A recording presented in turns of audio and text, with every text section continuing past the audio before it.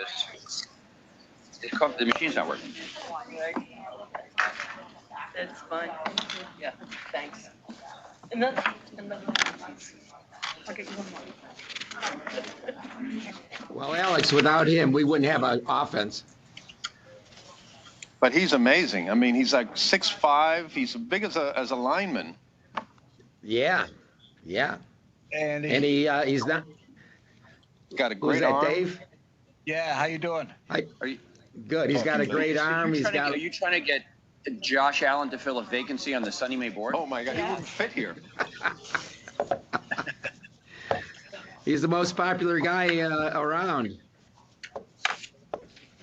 For good reason, Andy. For good reason. Yeah. I got a bunch of frustrated Jet fans where I work at LaGuardia, as you can imagine. Yeah, I'm hoping the Jets make it and knock the Patriots out and the Chargers out. Professor Ford is not here yet, I'm assuming, but we're okay on quorum. That would be fun. Puede empezar cuando quiera. That would be fun. Let's see. We'll see what happens. But you got a lot of things to be excited about up there in Western New York. Yeah, thank you. Should we do a little sound check, Yep. Andy? Or rather, there's Andy. We can see Andy. Here, Andy. Let's see. Can you hear us okay? He's got the sweater. Raise your hand, Ruth I got the Ann, and memo. Oh, look at Andy's got the sweater. Got the sweater. Fantastic. It was the best. I didn't get the memo. It was the best I could do. It's all right. Looks pretty good from here. Thank you. How about Jesse? Who's it? Do we have Jesse and Chris? Yes. We're here in Albany. Can you hear us? Good morning. All right. Yeah, loud and clear, guys. Nice to see you. Good morning. Sorry for the late start here. We're getting organized. Dave Capel is with us live and in person. Very nice to have you, Dave. Nice to be here. All the way in from Northport. Yep. Yeah. Greenport. I'm Greenport. Sorry. Wrong port of the North Shore. And Ruth Ann is on us. Ruth Ann, we think can hear us. Yeah. And do we have B? B is not attending. Okay.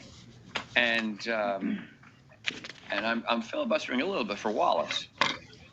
He's supposed to be here, but we have quorum without him. All right. Well, we better get started. We've got a very big agenda. Diana and I were trying to get the coffee machine to work. It's not working. We weren't able to fix it, and we were remarking what a sort of big agenda we have.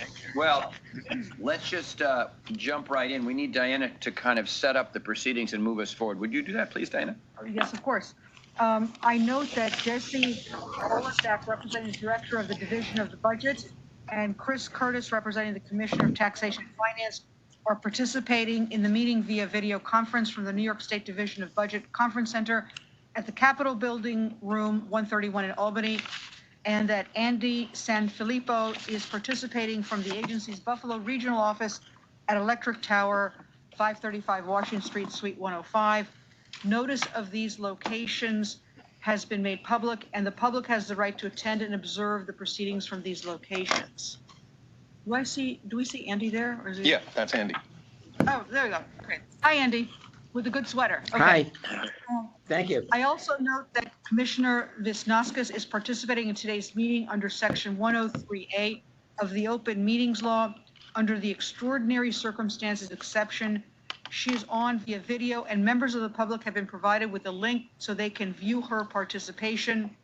Under the law, Commissioner Visnauskas can participate in the meeting and vote, but she does not count for quorum.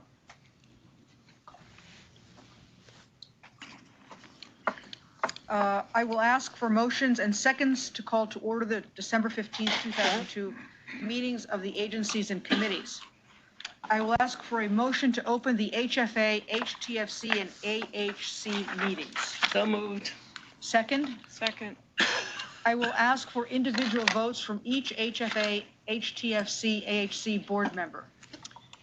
Chairman Adams, Aye. Mr. Olsak, Aye. Mr. Curtis, Aye. Ms. McGowan, Aye.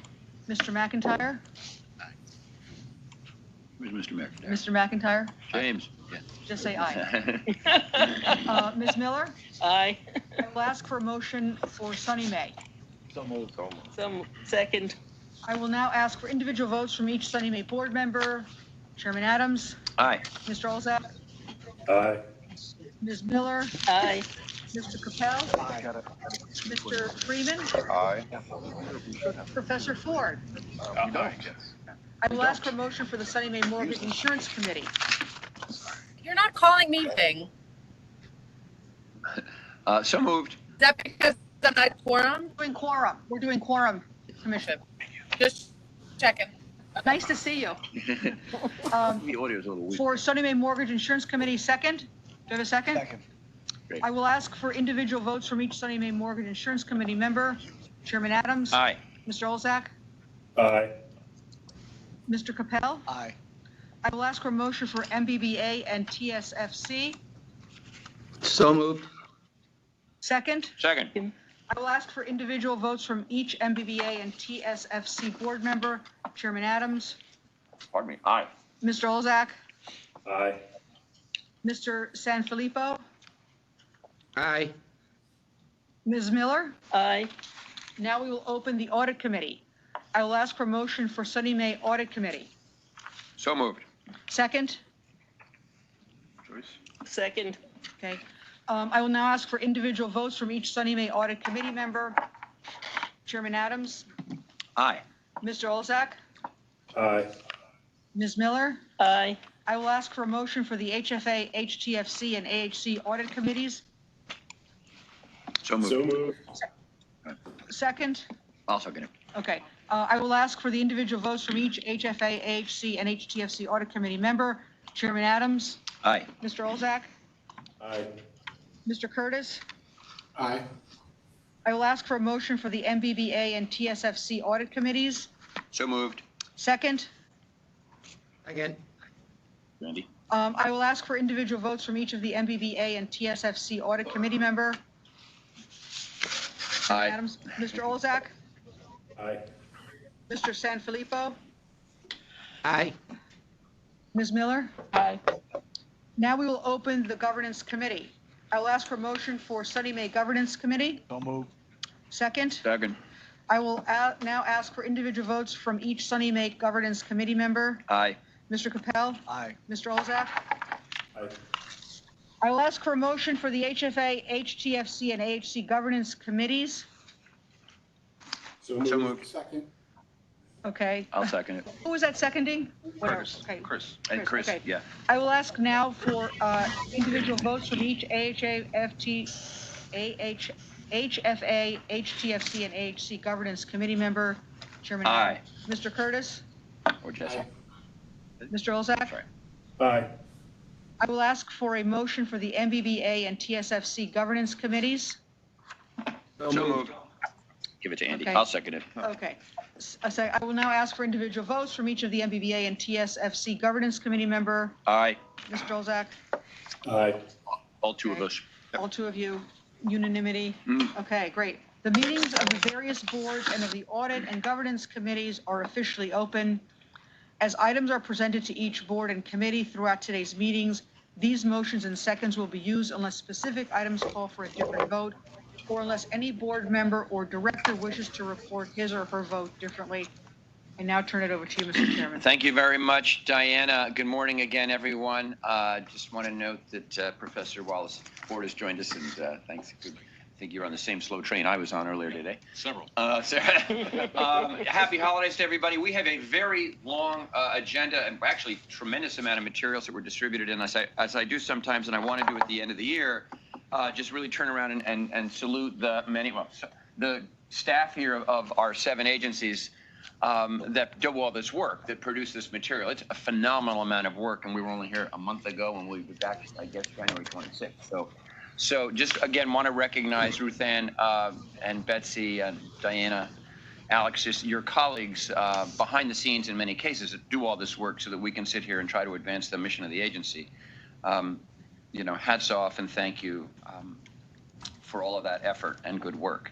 Ruth Ann, how's the connection? This is where I turn to you, and normally you're sitting right here to my left, and you give a wonderful update that I'm wondering how this is going to work from the New York State Thruway as you weather what is, reported to be a 6-inch rainy, snowy day up in Albany.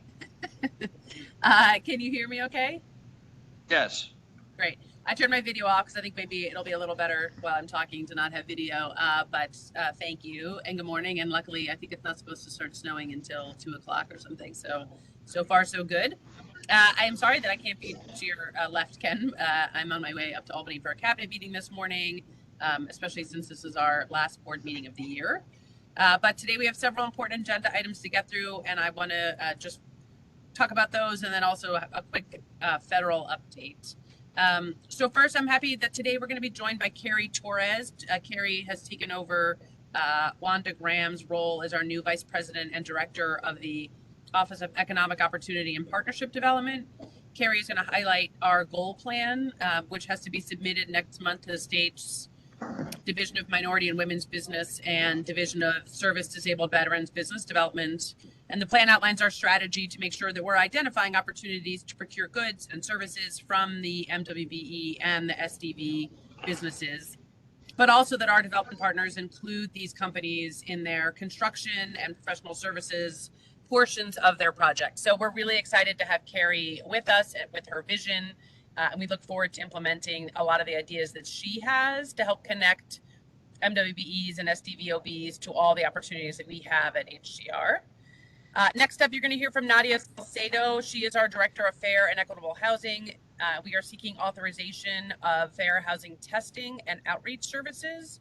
We do this with local nonprofit fair housing organizations. And this involves, as I think we have talked about, but it's been a while, programs where we dispatch trained fair housing testers, and they act as potential renters or home seekers to uncover unlawful discriminatory treatment by sellers, brokers, landlords, appraisers, lenders. This past year, the legislature appropriated $2 million for fair housing testing services, so that will come before us. And lastly, we will this month again have Crystal Loeffler, the Director of the Office of Community Renewal, back to discuss several grant awards. Our agenda today also includes $12 million in home awards, as well as a lot of awards from our state programs like Access and Manufactured Home and Replacement programs. One other quick thing just before I wrap up and talk about the year. As folks know, Congress is going to shut down if they don't the spending bill, which all seems imminent, but we are in this little moment of time working with the governor's office on trying to see if we can get this change that I think we've talked about here before, which is called the 50% test, which would allow us to expand our tax-exempt bond issuing authority. Earlier this week, Governor Hochul and California Governor Gavin Newsom sent a joint letter to Majority Leader Schumer and House Speaker Pelosi asking to make this what we think of as small but incredibly important tweak to the bond and the tax credit program. So we are advocating for the threshold, as you see in our deals, rather than being 50% of the cost funded by bonds, for that to drop to 25%. So, we never try to get our hopes up too high, but this would really be an enormous change and unlock a lot of potential for us to double some of our production. So, fingers crossed, we'll see. We have been trying to call and get this on everyone's radar as best we can and working with our delegation. So more to come on that. And lastly, I just want to close my remarks by thanking everybody, both the board and the amazing staff. 2022 was a really incredible year. One of the biggest things that we did this year, and really one of the biggest things we've certainly done in my tenure, was wrapping up the first statewide housing plan. And it was really wonderful. And you've heard me talk about this earlier in the year, but to talk about how we met our targets, and that thanks to the governor's leadership, we really just immediately woke up the next day and started on the next 100,000 affordable housing plan. And while we're just sort of 7 months into that, it's the largest investment in housing in the state's history, and we're really proud to be able to be embarking on another 5-year plan. There's a couple things that also happened that are really remarkable. Last year, we passed flexible rules around converting underutilized hotels and commercial spaces in New York City into permanent housing. If anybody heard the governor and the mayor talk yesterday at the new New York panel, conversions of commercial buildings into housing is front and center as a way to increase the supply of housing in New York City. So happy to be really central to that. We also worked really closely with our counterparts at NYCHA on the New York City Public Housing Preservation Trust, which is really an incredible accomplishment. We are just about to launch our climate-friendly homes fund to help electrify 10,000 units across the state. And we committed, as we always do, millions of dollars to downtown areas across the state through our Main Street program. So just sort of a reminder that in addition to the plan and the thousands of units that come to the board month over month, there are these really big landmark things that we were able to accomplish, and we feel really excited about that. We're also looking ahead to next year. As people will know, before our next board meeting, the governor will deliver her state address on the 10th. So as you have maybe heard, and if you don't know, the housing is going to be a major point of focus in her speech. As she outlined in a keynote, both at the housing conference 2 weeks ago and also yesterday, we need about 800,000 new homes over the next 10 years to make up for decades of underproduction that can help provide housing that's affordable for New York's families. And while we lead the nation in funding for affordable housing, and you all see that each month, we also lead the nation in barriers that limit housing. And so we are really shifting our focus from solely on funding to really removing obstacles that restrict supply. You've heard us talk about transit-oriented development, about commercial conversions, about legalizing basement apartments in New York City. All these things are certainly in the conversation to potentially be part of a larger plan. They're not easy, but we are really excited as HDR to be able to play a role in these changes, which really will make New York a place where families have more access to affordable housing, which is the very core of what we're trying to do here. So it's been a great year. I really do, again, thank the board and thank the staff for the hours and the time and the commitment and the dedication to everything we do. It is certainly my privilege to be able to work with you all day in and day out. And with that, Ken, I will kick it back to you. Terrific. Thank you, Ruth Ann, very much. Safe travels. Give our regards to the governor, and you can tell her that we forgive her for stealing you away from us if, in fact, in the State of the State address, she doubles down on her commitment to affordable housing. We'll take that trade, okay? Very good. Thank you for your report, and look forward to seeing you back in person here on Lexington Avenue in January. Yes, Sadie. Can I just note for the record, Ruth Ann's tremendous leadership? Yes. And thank her for everything that she does every day to lead the agency, because it is truly a privilege to be here to support Ruth Ann and her work. I think I join you in that sentiment from the bottom of my heart. And Ruth Ann, we can say these embarrassing things because you're not sitting here. So if you blush, we won't notice. We won't even notice. But absolutely, thank you, Sadie, for that comment. And I think we all of the directors, and I suspect all of the staff, join you in that sentiment that we are doing what we're doing and advancing the mission of the agency on behalf of the governor and 18.5 million New Yorkers because of Ruth Ann's incredible leadership. So thank you, Ruth Ann, for what you do. Thank you. Well, we have, like I say, just a tiny little 1,000 or so pages to get through today, or darn near, when you look at all the materials. So we're going to start with the governance committee agenda, and since we number these things, why not? We'll call it item number 1. It's the transcript of the Governance Committee meeting held on September 8th, 2022. It shall be deemed approved absent corrections from members and directors. Anybody have any comments on the transcript? Next 2 items are combined for presentation purposes. Resolutions recommending approval of MWE Goal Plan and resolutions recommending approval of the SVDOB Goal Plan.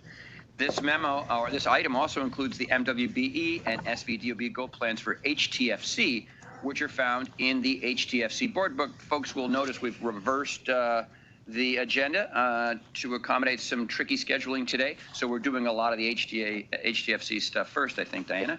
And we're going to get, as Ruth Ann just foreshadowed for us, Carrie Torres, our new director of all these efforts, to make this presentation. Ms. Torres? Where's Carrie?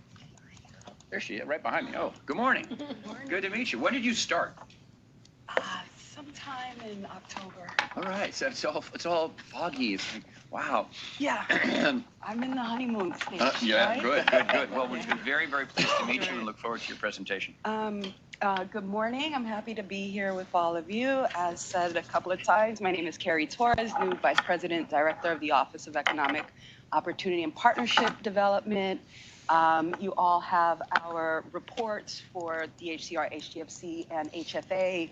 OEPD monitors overall the MWBE and SDVOB utilization across all the agencies in 3 general categories: procurement, bond-related costs, which are our direct spend, and development activities, which are our indirect spend.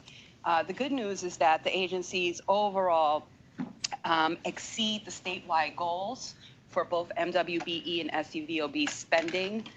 This past approved year by ESD, we exceeded at 31%.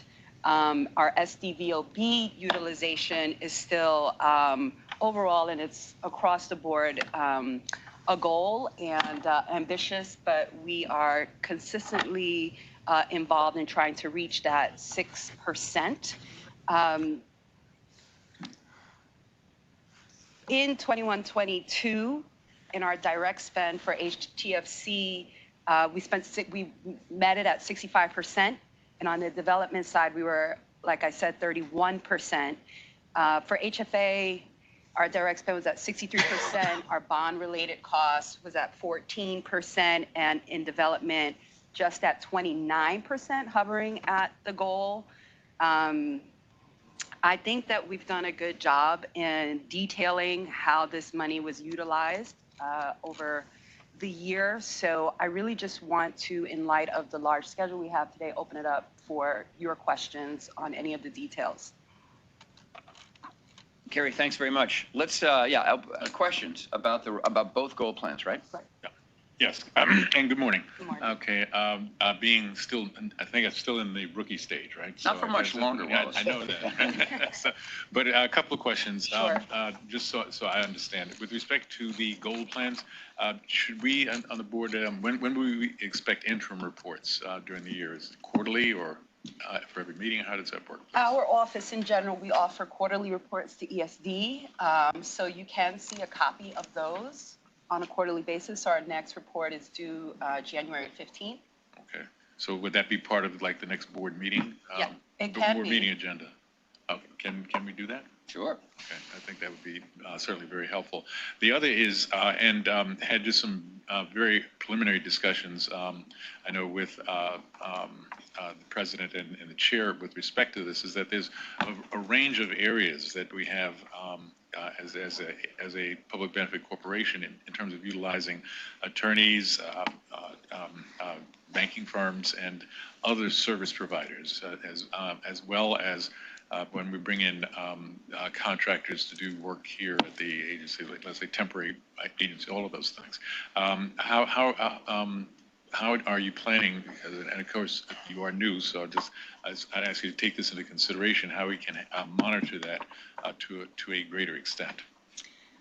Absolutely. So as you can see in the details, right, we have separate goals for WBEs from MBEs, right? We have a set amount of money in the budget. So with that formula in mind, we may spend more in one category, leaving less for another category.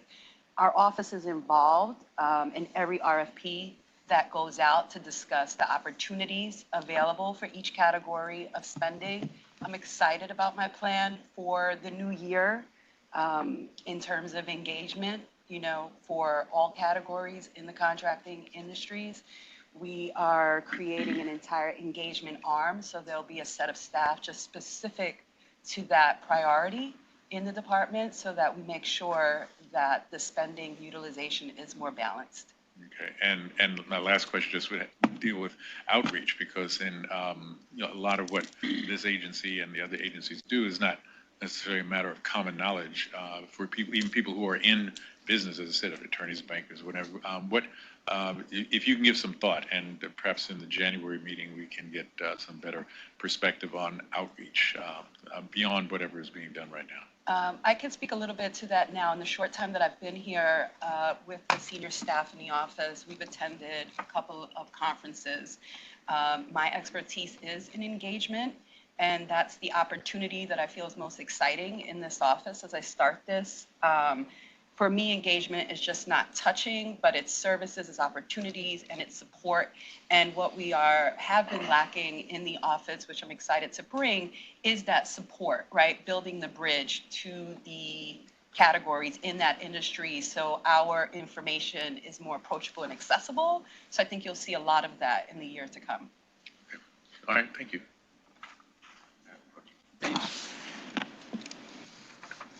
With respect to the website and stuff, there hasn't been any tracking as far as being able to actually see who's receiving the funds based on the categories as far as union activity for individuals of color. So based on that, is there a tracking system that you're actually able to see the individuals that you're engaging? And then in the budget, is there a portion of those funds? Because a number of these contractors are not registered or licensed through the state. So how would you be able to increase the activity with these individuals as far as getting them registered and licensed to be able to work with the agencies? So that's part of the formula I've just described in the SOS, right? Services, opportunity, and support. I've already started speaking with our data and evaluation team on different ways we could collect this more detailed data, analyze it, and use it for public consumption for the different categories of people that might be using our opportunities. So again, something that you're going to see soon. Anything else, James? Yeah. The other portion is, one of the projects we discussed was a project out in Suffolk County, Wind Quorum. That was one of the MBBA projects that was out there to do community development. And I actually know for a fact they don't have the union support or outreach to individuals of color to have actually met those standards. So is there any repercussions for any of the agencies that don't meet those standards once we actually go and do the re-review, once they receive that contract? It's a very good question. I don't have a full answer for you now. I could think more deeply about that and speak, to more folks internally and have a better answer for you in our next meeting. Maybe using, you could look into the Wind Quorum project, which there's several, we've talked about it before, it's an older project, Carrie. There are very serious procedures for liquidated damages, right, on the development side. So most of our funds, as Carrie's made clear, we're financing the development of affordable housing. Our actual opportunity for MWBE spend in the commodities and services that we have to state agencies is quite limited because our OTPS budget is quite limited. So important in these reports that you clearly make this distinction, also all the agencies do, but we're different from most because we have all this third-party business, right? We finance others, and that's where the liquid damages come in, James. So if Joyce Development Company, Joyce is the developer, and she has, before she can actually close her deal with HFA financing, let's say, to build that luxury condo she always wanted to build but make it affordable, she has to negotiate with Carrie's team MWBE goals for her specific project. And then basically she'll say, well, my spend will be, right, in my construction, my plumbing, my electric, all these different areas that are available, right? They're determined to be, and there are qualifying MWBE firms on the lists of qualifying certified firms at ESD, which manages for the state.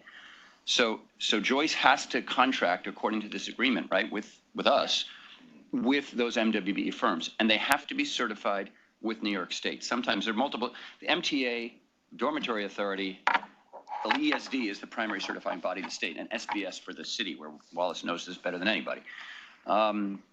And if when these are monitored and her spend is monitored, and it turns out the MWB plumbing contractor, in the end she called somebody else and didn't use that firm, and she called a non-certified firm, and that Joyce would, that's why I'm using Joyce as an example, Miller Development Association. So she didn't hit that goal, but if she was bound to hit it, she can be assessed, this is really work for Diana and our team of lawyers, liquidated damages, and pay a very big fine back to the agency. So there are financial penalties for noncompliance on the SVDOB, right, service disabled veterans, which is the hard category. We should spend more time on that, I think.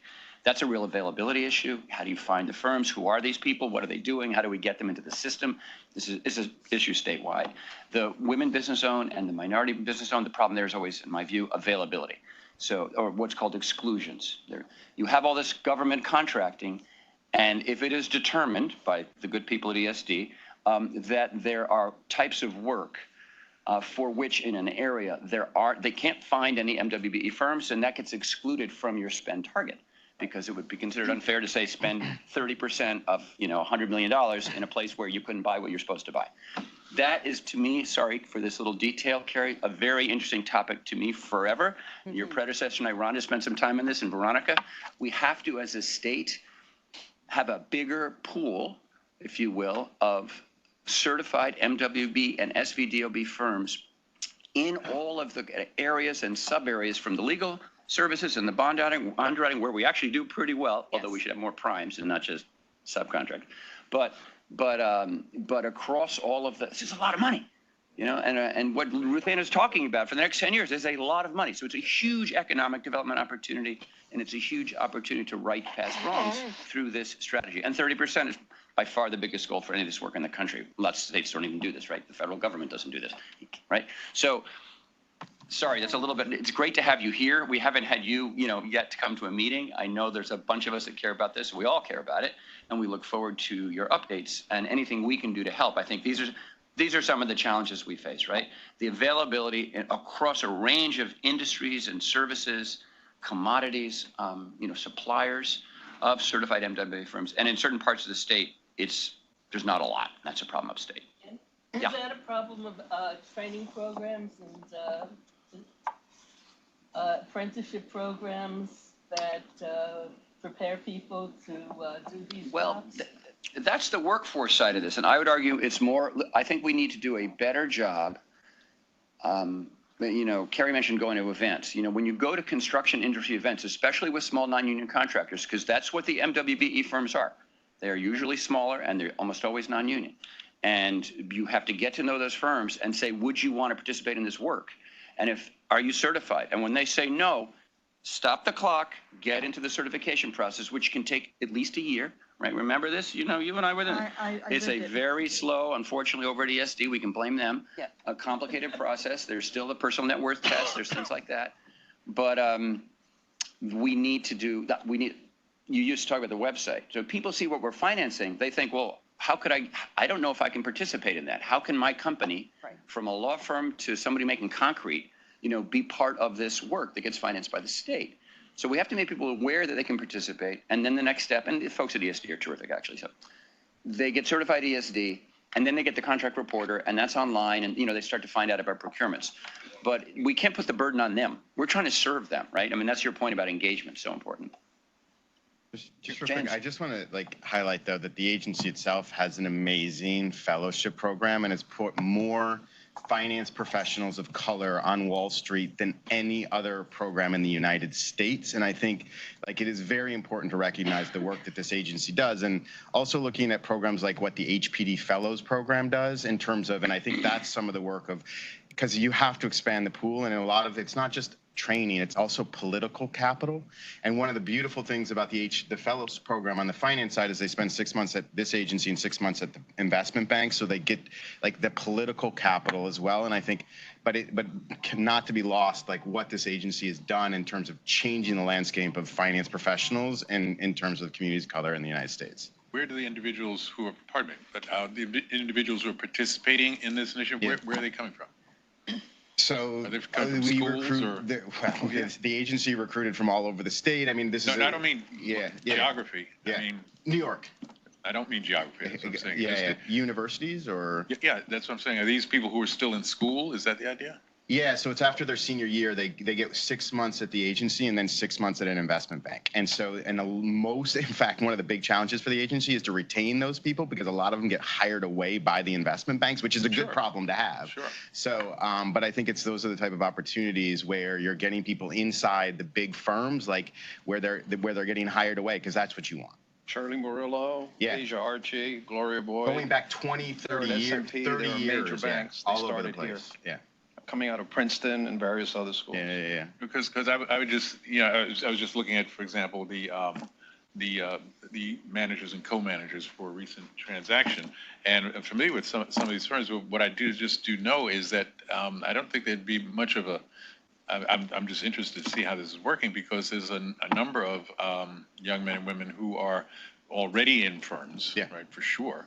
They're just seated throughout there, and a number of for lack of a term, minority-owned firms who are certainly, obviously, here they're qualified, they already participated in it. And when you hear me speaking, I'm always asking just how can they participate to a greater extent. So, but if you're saying there's a shortage of human power in this entire process, then the process is great. Then sure. But it's also that those where you're end up with those folks on Wall Street. I think the biggest thing to look at those firms, though, are they hiring, and are they not just hiring but promoting? So looking at leadership and how folks are moving up is an important measure of, even at the MBE firms, a lot of times, like the bankers that cover the agency are not diverse. So I think it's also about making sure that we're looking, supporting, senior bankers across folks who not just the firms, but the people as well, because that's an important part of that industry as well. Okay, thank you. Okay. As if Carrie didn't have enough on her plate, a final thought, at least for me, and again, something we've thought about, Ruth Ann thinks about all the time, is we also need to do more to expand the list of developers, of MWBE, SVDOB, actual developers of affordable housing. Most of what we're looking at here in your reports are people who are getting some of our money through subcontracts but they're not the leads, right? In most cases. And so there is a group, I guess it's sort of an association of MWBE developers that I've met with before, who, were looking for a more user-friendly family of agencies here when it came to getting into the project pipeline.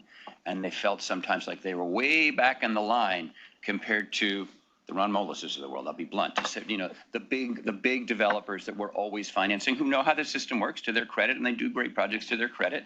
But then these smaller MWBE firms that are not as big and not always as sophisticated, they need to get that experience, right, to grow their firms and become the next, Can I make a comment on that just really quickly? Fabia, Finance and Development. So we just updated our term sheets, and I think you're talking about NIREC. Thank you. Yes, I built and there's a lot of work to do, but built a very, good working relationship with NIREC. We've updated 2 of our term sheets for New York City, because a lot of the developers are in New York City, understanding that, they also work outside of New York City.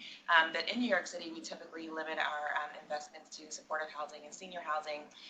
But we are allowing, through our new construction term sheet, a lane for MWBE firms to develop affordable housing in New York City through our new construction program. And then in our supportive housing term sheet, we restricted those funds to majority-controlled not-for-profit partnerships, or 100% not-for-profit ownership, and MWBEs. So, it's a start, and I know there's a long way to go, but those are 2 recent updates that we made. That's really helpful, Fabia. Thank you.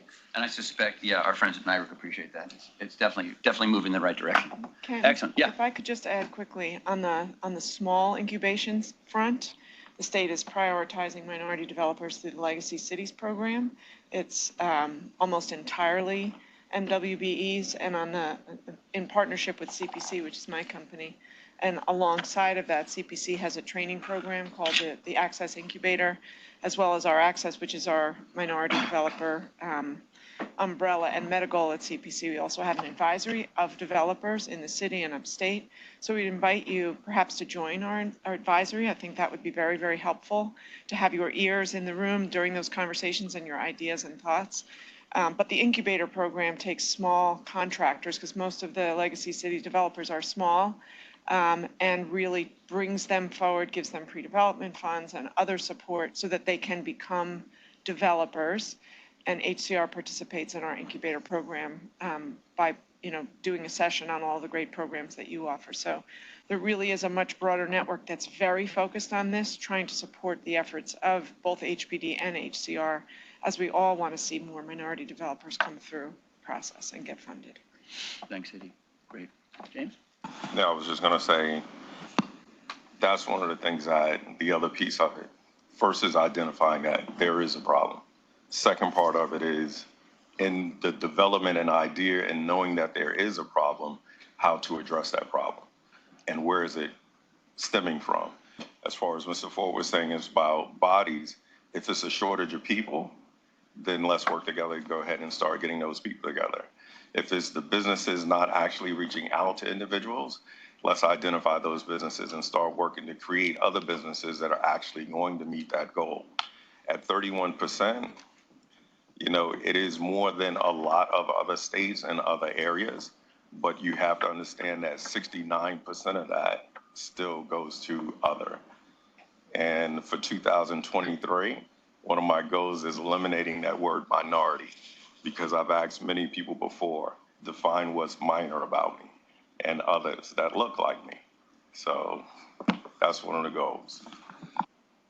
All right, thanks, James. Just one last question, because I just wanted to, so in terms of outreach, for example, the National Association of Securities Professionals, do you interact with, does the agency, you're new to it, but do you know whether the agency interacts with that particular organization at all?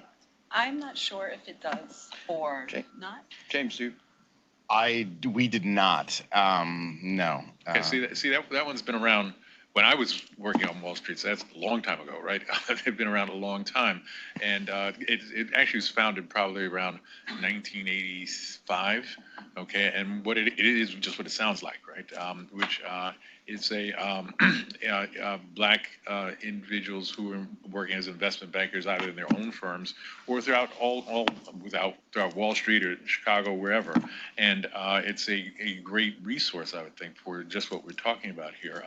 Metropolitan Black Bar Association, which is here, obviously, in New York City,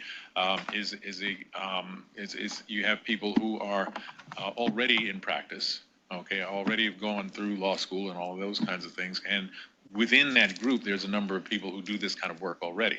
And so again, and either on their own or with firms, with firms that they're affiliated with or that they may be partners in or what have you. But again, that would be another resource to start to hopefully move the needle a little bit further. But I'd be happy to talk with you about it further if you'd like. I look forward to it. Okay, fine. Yeah, and just a practical point there, Wallace, is that when we open up, we have panels, right? So pre-approved panels for things like bond underwriting. You want to make sure you're doing all of this outreach to groups like that, with the timing, when there's an opportunity to actually get on the panel, when the panel is redone, and coordinate that with Carrie would be super helpful. And just, again, more and more outreach. Thanks very much. Great to meet you. Congratulations on the role. And, as you can tell, we look forward to your reports. Great. And your good work. Right. Now you've been baptized. Thank you, Carrie. Thank you. All right.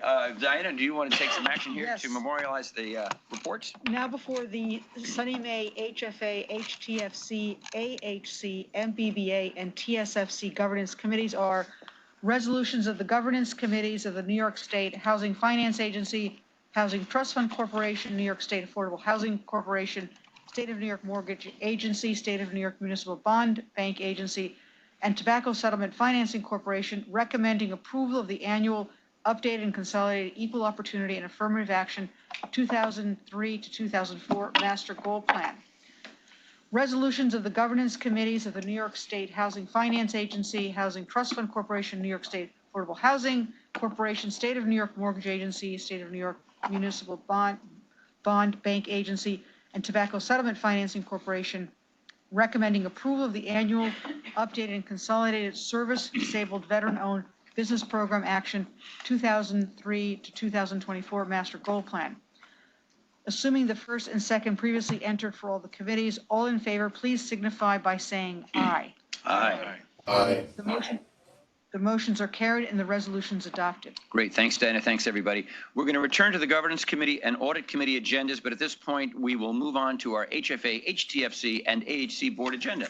Number 1 on that agenda, approval of the minutes and transcripts of the following meetings, which minutes and transcripts shall be deemed approved, absent corrections, of course, from members and directors. We're talking about minutes of HFA, SONYMA, AHC, and the MIC, the Mortgage Insurance Corporation, of November 10th, 2022, and minutes of MBBA and TSFC back in September. Awful long time ago, Diana, September 8th, 2022, last time we had that meeting. Everybody okay with those minutes? Great. Thank you. The next 3 items are consent items. Number 2, resolutions approving minority and women-owned business enterprise annual goal plan for fiscal year 23-24. This item was just now presented before the governance committees, thanks to Carrie Torres. Diana, will you memorialize that, please? Now before the HFA, HTFC, SONYMA, AHC, MBBA, and TSFC boards are resolutions of the New York State Housing Finance Agency, Housing Trust Fund Corporation, New York State Affordable Housing Corporation, State of New York Mortgage Agency, State of New York Municipal Bond Bank Agency, and Tobacco Settlement Financing Corporation approving the annual updated and consolidated Equal Opportunity and Affirmative Action 2023-2024 Master Goal Plan. Assuming the first and second previously entered for all the boards, all in favor, please signify by saying aye. Aye. The motions are carried and the resolutions adopted. While we're at it, Diana, let's do number 3. Resolutions approving Service Disabled Veteran-Owned Business Program Annual Plan for fiscal year 23-24. Again, we're familiar with this item as it was just presented by Carrie. Now before HFA, HTFC, SONYMA, AHC, MBBA, and TSFC boards are resolutions of the New York State Housing Finance Agency, Housing Trust Fund Corporation, and New York State Affordable Housing Corporation, State of New York Mortgage Agency, State of New York Municipal Bond Bank Agency, and Tobacco Settlement Financing Corporation approving the annual updated and consolidated Service Disabled Veteran-Owned Business Program Action for 2023-2024 Master Goal Plan. Assuming the first and second previously entered for all the boards, all in favor, please signify by saying aye. Aye. Aye. The motions are carried and the resolution adopted. Terrific. Thank you. Number 4, the next item on the agenda is a resolution approving the bond sale reports for the quarters ending April 30th, 2022, July 31st, 22, October 31st, 22, and the 2022 fiscal year report. And no, James McIntyre is not allowed to present this item. I note, particularly for the benefit of newer members of SONYMA and HFA boards, that this is an important report for the board. You know this already, but it's in my script, sorry, as it lists and provides a great detail on the results of SONYMA and HFA bond sales during this period. It is a very thorough and helpful report, but it's a consent item. Yeah. So let's make it real. Now before the HFA and SONYMA boards are a resolution of the New York State Housing Finance Agency and the State of New York Mortgage Agency approving the agency's bond sales reports. Assuming the first and second previously entered for the HFA and SONYMA boards, all in favor, please signify by saying aye. Aye. Aye. The motions are carried and the resolutions adopted. Terrific. We're going to go to 3 items that are informational items. Item 5 is the board self-evaluation. Upon deep reflection, I think we're all great people, wonderful citizens, and we deserve a raise. Item 6, the lobbying law memo, and item 7, the ethics report. Those are all, again, in the board materials. Next 2 items are HFA action items. Number 15, resolution authorizing the making of a small building program subsidy loan in an amount not to exceed $3,550,273 for Verona Village Apartments in the village of, and here he paused because I don't know if this is Ovid or Ovid. Ovid. And I always, right, I thought it was I Ovid. knew you were going to make a comment about this. Because, you know, upstate towns like this really are of great interest to And me. Seneca. But it's Ovid in and Seneca County. together. It's not Seneca, it's Seneca. Seneca, this was Yeah. a Roman. This is really quite a classic tale, Verona. In fact, Verona, you have, I was Verona's counting on you for that one. Verona's Kat. different. Well, think about it. It's not chili, it's chai-lai. Chai-lai. That's the worst. There is a Hudson Valley reporter, or there was, he's around, who did a project of listing every single town, village, municipality in New York City where the name comes from antiquity. You know, it's quite a list. You got 2 here, right? Got 2 right here. Who's presenting this? Mr. Black. Mr. Blackman. Yes, it's me, Mr. Blackman. And I will say I pronounce it Ovid, but I'm originally from Texas, so what do I know? I'm currently sitting in Albany. So this is a request. This is a request to use just over $3.5 million in small building participation loan program funds for the moderate rehab of a 46-unit project that serves low-income seniors and persons with disabilities. The developer is Ithaca Neighborhood Housing Services, who acquired the property in 2020. The complex was constructed in 1982 and consists of 5 single-story residential buildings and 1 community building on 15 acres that actually spans the town and village of Ovid. The work scope here includes new roofs, siding, upgraded insulation, updating of apartment interiors, replacement of the original baseboard heating with electric air source heat pumps, the addition of exterior patios at each unit, a new central gazebo, and renovation of community facilities. The project will be fully electrified, and all units will receive Energy Star appliances and LED light fixtures. The project currently has a Section 8 HAP contract administered by HTFC for all 46 units. It's expected to be renewed in 2023. Rents are at approximately 62% AMI, with tenants, of course, paying no more than 30% of their income toward rent. And tenants benefit from meals and other direct services which are provided at the property by the Seneca County Office for the Aging. The property features on-site parking for all units, and it's walkable to the village center, less than a third of a mile from amenities such as a grocery store, bank, doctor's offices, library, etc. The TDC here is just over 10 million, about 220,000 a unit. CPC will be providing a $1 million construction loan and a $1.4 million permanent loan. The project is also receiving a 4.9 million CDBG award administered by Seneca County. And our PLP subsidy comes in at just over 77,000 a unit, which is below our 100,000 per unit limit for rehabs at this AMI level. So with that, I'm happy to try to answer any questions the members might have. Any questions? I think it sounds terrific. If everybody agrees, let's do it. Diana? Now before HFA is a resolution to be adopted that was transmitted in connection with this item, assuming the first and second previously entered for HFA. All in favor, please say aye. Aye. I need to recuse myself. Sadie's a recusal. Sadie is recusing herself. Right. Ms. McGowan, okay. The motion is carried and the resolution adopted. Terrific. 16, resolutions approving second supplemental resolution amending series resolution related to the Gotham West project in the city of New York. And here comes, I believe, Thebia. Good morning again. Hi, I'm filling in for Melina, so I'm going to do my best to represent her well. And really quickly before I start, I just wanted to point out that we have our current fellow, our debt issuance fellow, Sam Chen, and Nathaniel came on board. He finished a fellowship last year. And Paramjot, you were also a fellow? Yes, Paramjot's fellow. And one of our AVPs, Emilio Veras, I don't think he's here, but he was also a fellow, I believe. And he came back to the agency. So just wanted to point that out. Thank you for pointing that out. Yeah. Very apropos. All right, what's going on? Okay, so good morning. So we are requesting approval to amend certain provisions of the series resolution pursuant to which the agency issued its Gotham West Housing Revenue Bonds, 2013 Series A, to finance a multifamily rental building totaling 1,238 units on the west side of Manhattan. 681 of them were affordable. The 2013 Series A bonds were originally subject to a June 1st, 2022 mandatory redemption date. The board adopted an amendment on May 16th, 2022, extending the mandatory redemption date to January 15th, 2023. The borrower has requested a second amendment to the mandatory redemption date to allow additional time to negotiate a refinancing opportunity for the project. The new mandatory redemption date will be January 15th, 2024. We recommend that the members adopt the second supplemental resolution to extend the mandatory redemption date to January 15th, 2024. Great. Thanks, Thebia. Any questions for Thebia? Just one, where is it located, please? It is on 44th and 45th Streets and 10th and 11th Avenues. So it's on the far west side of Manhattan. I know exactly where it is. Yeah, that was the old Studio City site. It was a HPD. Okay. All right, because the question, of course, just has to do with, I understand you said 600 plus units would be considered affordable.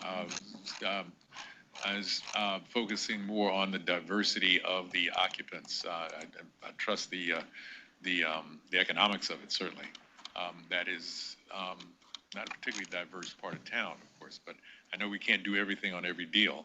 But I'm just wondering, is that ever are you aware of, is that ever taken into consideration as well in terms of locate? What does it say? Location always means a lot when we're talking about real estate. So these units, I mean, they would have gone through a lottery to make sure, that the tenants income qualify. I think a large portion of the affordable units are inclusionary housing units, and they're permanently affordable.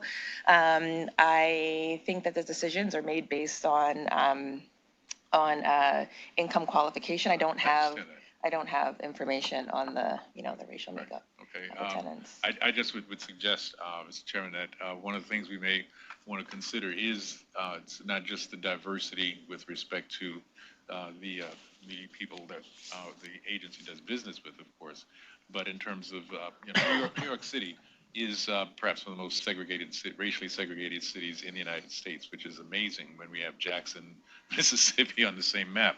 But it is true, and I actually am on that New York panel. And one of the primary charges when we first got started in June was to try to do something about the inequities that exist in the city. It's for such a cosmopolitan city as we present this city worldwide, it really is very racially segregated. Housing being one of those key areas, along with education and of course employment. But we're here talking about housing, and I certainly would support, and I will vote in support of this particular initiative. But I'm saying going forward, is there some way that we could at least have some lens that says, well, what is this project doing to contribute to a enhancement of residential diversity in this city, as opposed to what we have right now? I think we have Nadia here from VHO who might have something to add. Hi, I'm the director of the Fair and Equitable Housing Office. Mm-hmm. We make sure that all of our projects have an affirmative fair housing marketing plan that it's a team of attorneys, and we do demographic studies of the area and make sure that they're reaching out to community organizations and media sources focused on the underrepresented people in that neighborhood to make sure that there is equity and opportunity there. We also do things in our housing that's really kind of pushes the envelope in a model nationally to get rid of arbitrary and racist barriers to our housing, like people with a history of justice involvement doing individualized assessments, putting in look-back periods, so you can't even look at stuff kind of past a certain time period. Another thing on credit, you can't deny just based on credit. You can't even look at student and medical debt, things like that. So we really try to kind of take away anything that presents arbitrary and discriminatory barriers to housing. Well, I do understand that, and I've been involved obviously in housing in the past myself, but I don't know if I'm making myself clear. It's the geography itself. Okay, you know the neighborhood I'm talking about there, and it's not particularly diverse, and I don't know that it's going to become diverse, even though we have all those guardrails in place, which I trust are being, observed. I have no question about that.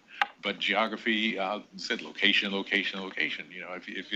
If it's someplace in the middle of Riverdale, the same result is going to be, even if you have all those items in place. So the question becomes, how do we address that? And I'm not asking for an answer today, but I'm asking we take that into consideration going forward, because even with all those guardrails, we still have the issue that I was talking about. It's not a legally segregated city, but it's in reality it is. So that's what I'm saying. But thank you for that information. Okay. Wallace, one thing we maybe talk about this in the future. As you know, a lot of these projects, Febby mentioned the lotteries, and the lotteries, by regulations not always created by us, tend to be for adjacent zip codes, right? So there's in other words, this happened in Atlantic Yards, I was involved in that, right? Okay, sure. And so, it's sort of perceived, well, the communities affected by big development that had some affordable housing are these zip codes. So the people first eligible to enter a lottery, and they have to know there's a lottery available, just getting information out to people so they get the name on the list. Because of course there are always, 1,000 people who want that affordable apartment. But that's the geographic issue, is if you're in the west side and you do a lottery based on zip codes, 124 or something, you're right. So there are controls for that, I'm sure, and we should talk about that. The flip side of this, we had sadly, well, good for her, Elaine Gross retired and moved up to the Hudson Valley, no longer on this board, but she was a constant force on this board until last year around fair housing and the principles of fair housing, and of trying to use the tools of this agency to actually fight historic housing discrimination. And it's complicated, because the other problem we run into all the time is, where is the land the cheapest right now in Brooklyn? Let's just say East New York. Who lives there right now? So we're going to build more affordable housing there for people of color and concentrate, and you create segregation that way, right? Just by the economics of, it's very hard. You say, well, it's not. We used to have this conversation with Elaine. Do we not finance the project because you're going to increase the concentration of low-income people of color in, let's say, Brownsville? Or do you not do it? because you can't build that same project. The numbers don't work when you move it to the Upper West Side. Anyway, complicated, really I don't want to complicated. get too far out my wheelhouse, but this was you're right, HPD does have a 50% community board preference. Right. So there would have been a preference, but at the same time, I think this project would, if we had run it through the Elaine Gross's tool, would be considered a well-resourced area and, 600 Yeah, Elaine would argue for that.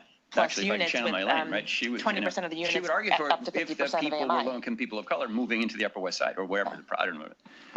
But anyway, we've got to move on. Yes. It's a great. Sabia, thank you for stepping out of your lane on a couple of occasions. It's great to have you, and you provide lots of helpful information. Thanks. But I think we need to memorialize this, Diana. Now before HFA are resolutions to be adopted that were transmitted in connection with this item.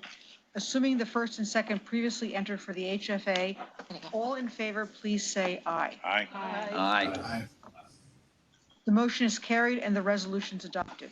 Okay, next three items on the agenda are informational. One is number 17. It's a report on the impact of escalating insurance costs on affordable housing projects in New York State.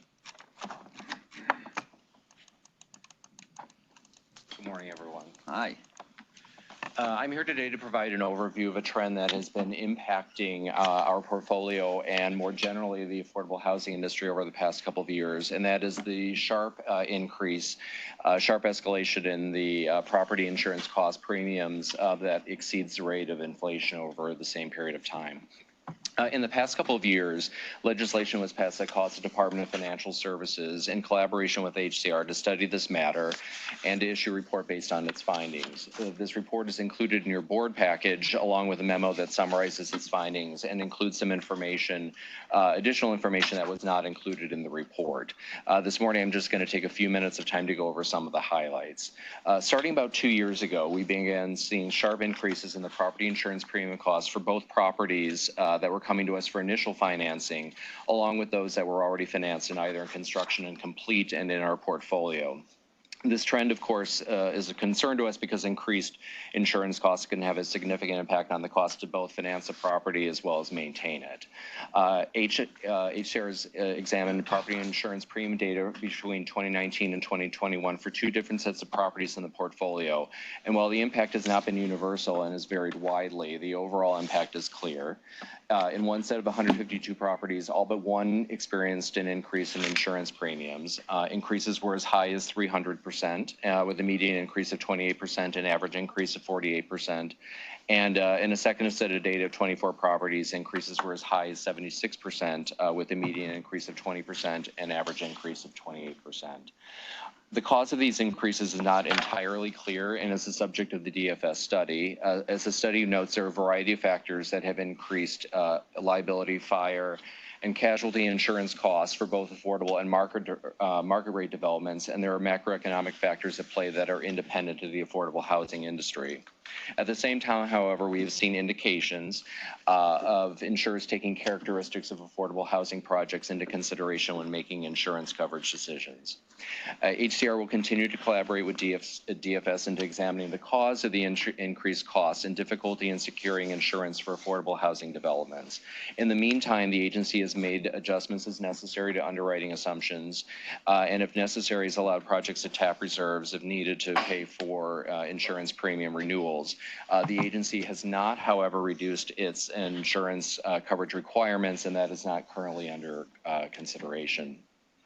A somewhat novel solution that is under discussion by the industry is the creation of an association captive insurance company, or captive for short, specifically for affordable housing in New York. A captive would essentially act as an insurer specifically for affordable housing projects in the state, and has the potential of insuring properties at a much lower cost than in the current marketplace, and is hoped it could potentially restore some stability to the current insurance market.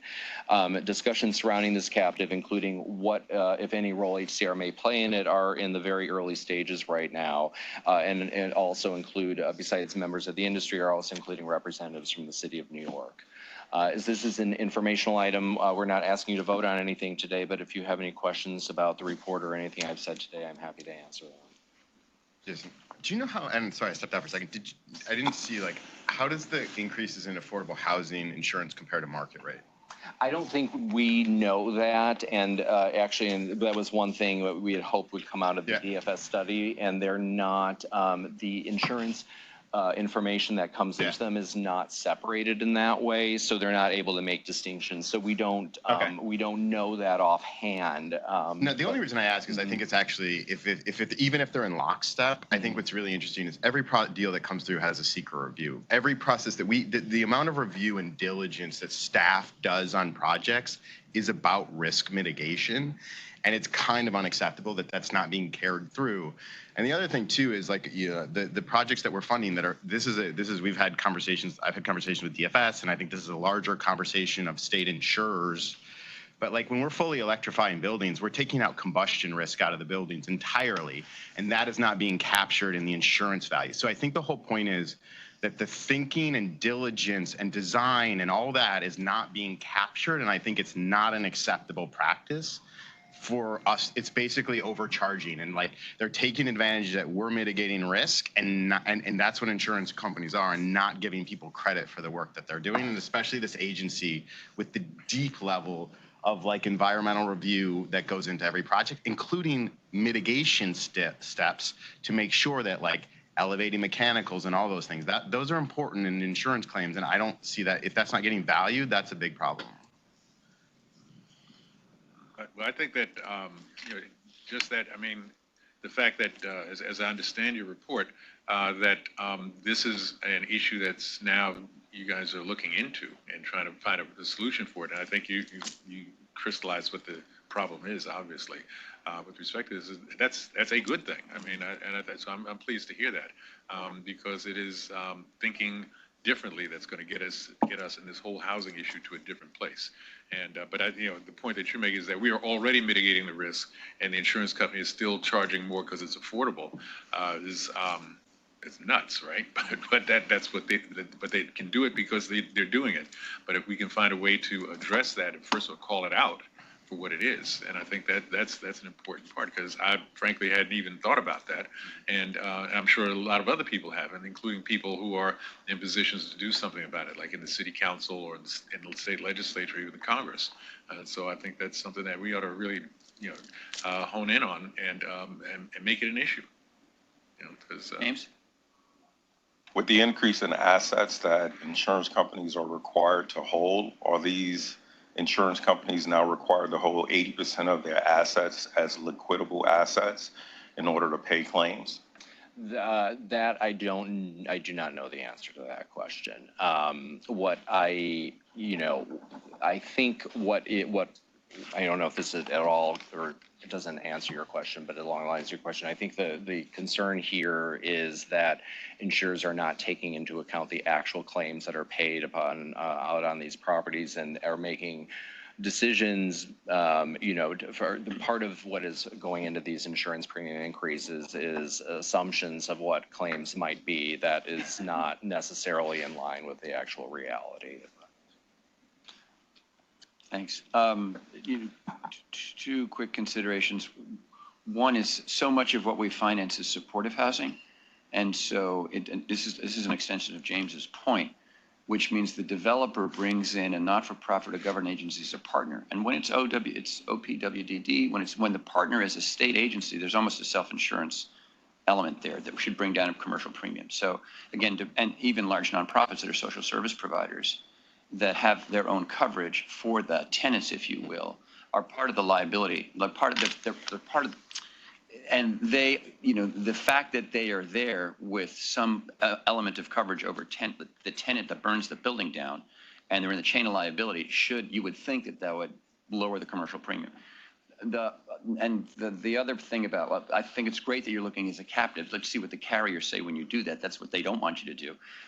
But the problem, of course, or the challenge is how to capitalize a captive, right? Most captives are set up by very large, powerful, multinational corporations. Pepsi can set up a captive, a global captive, because you have to capitalize it, right?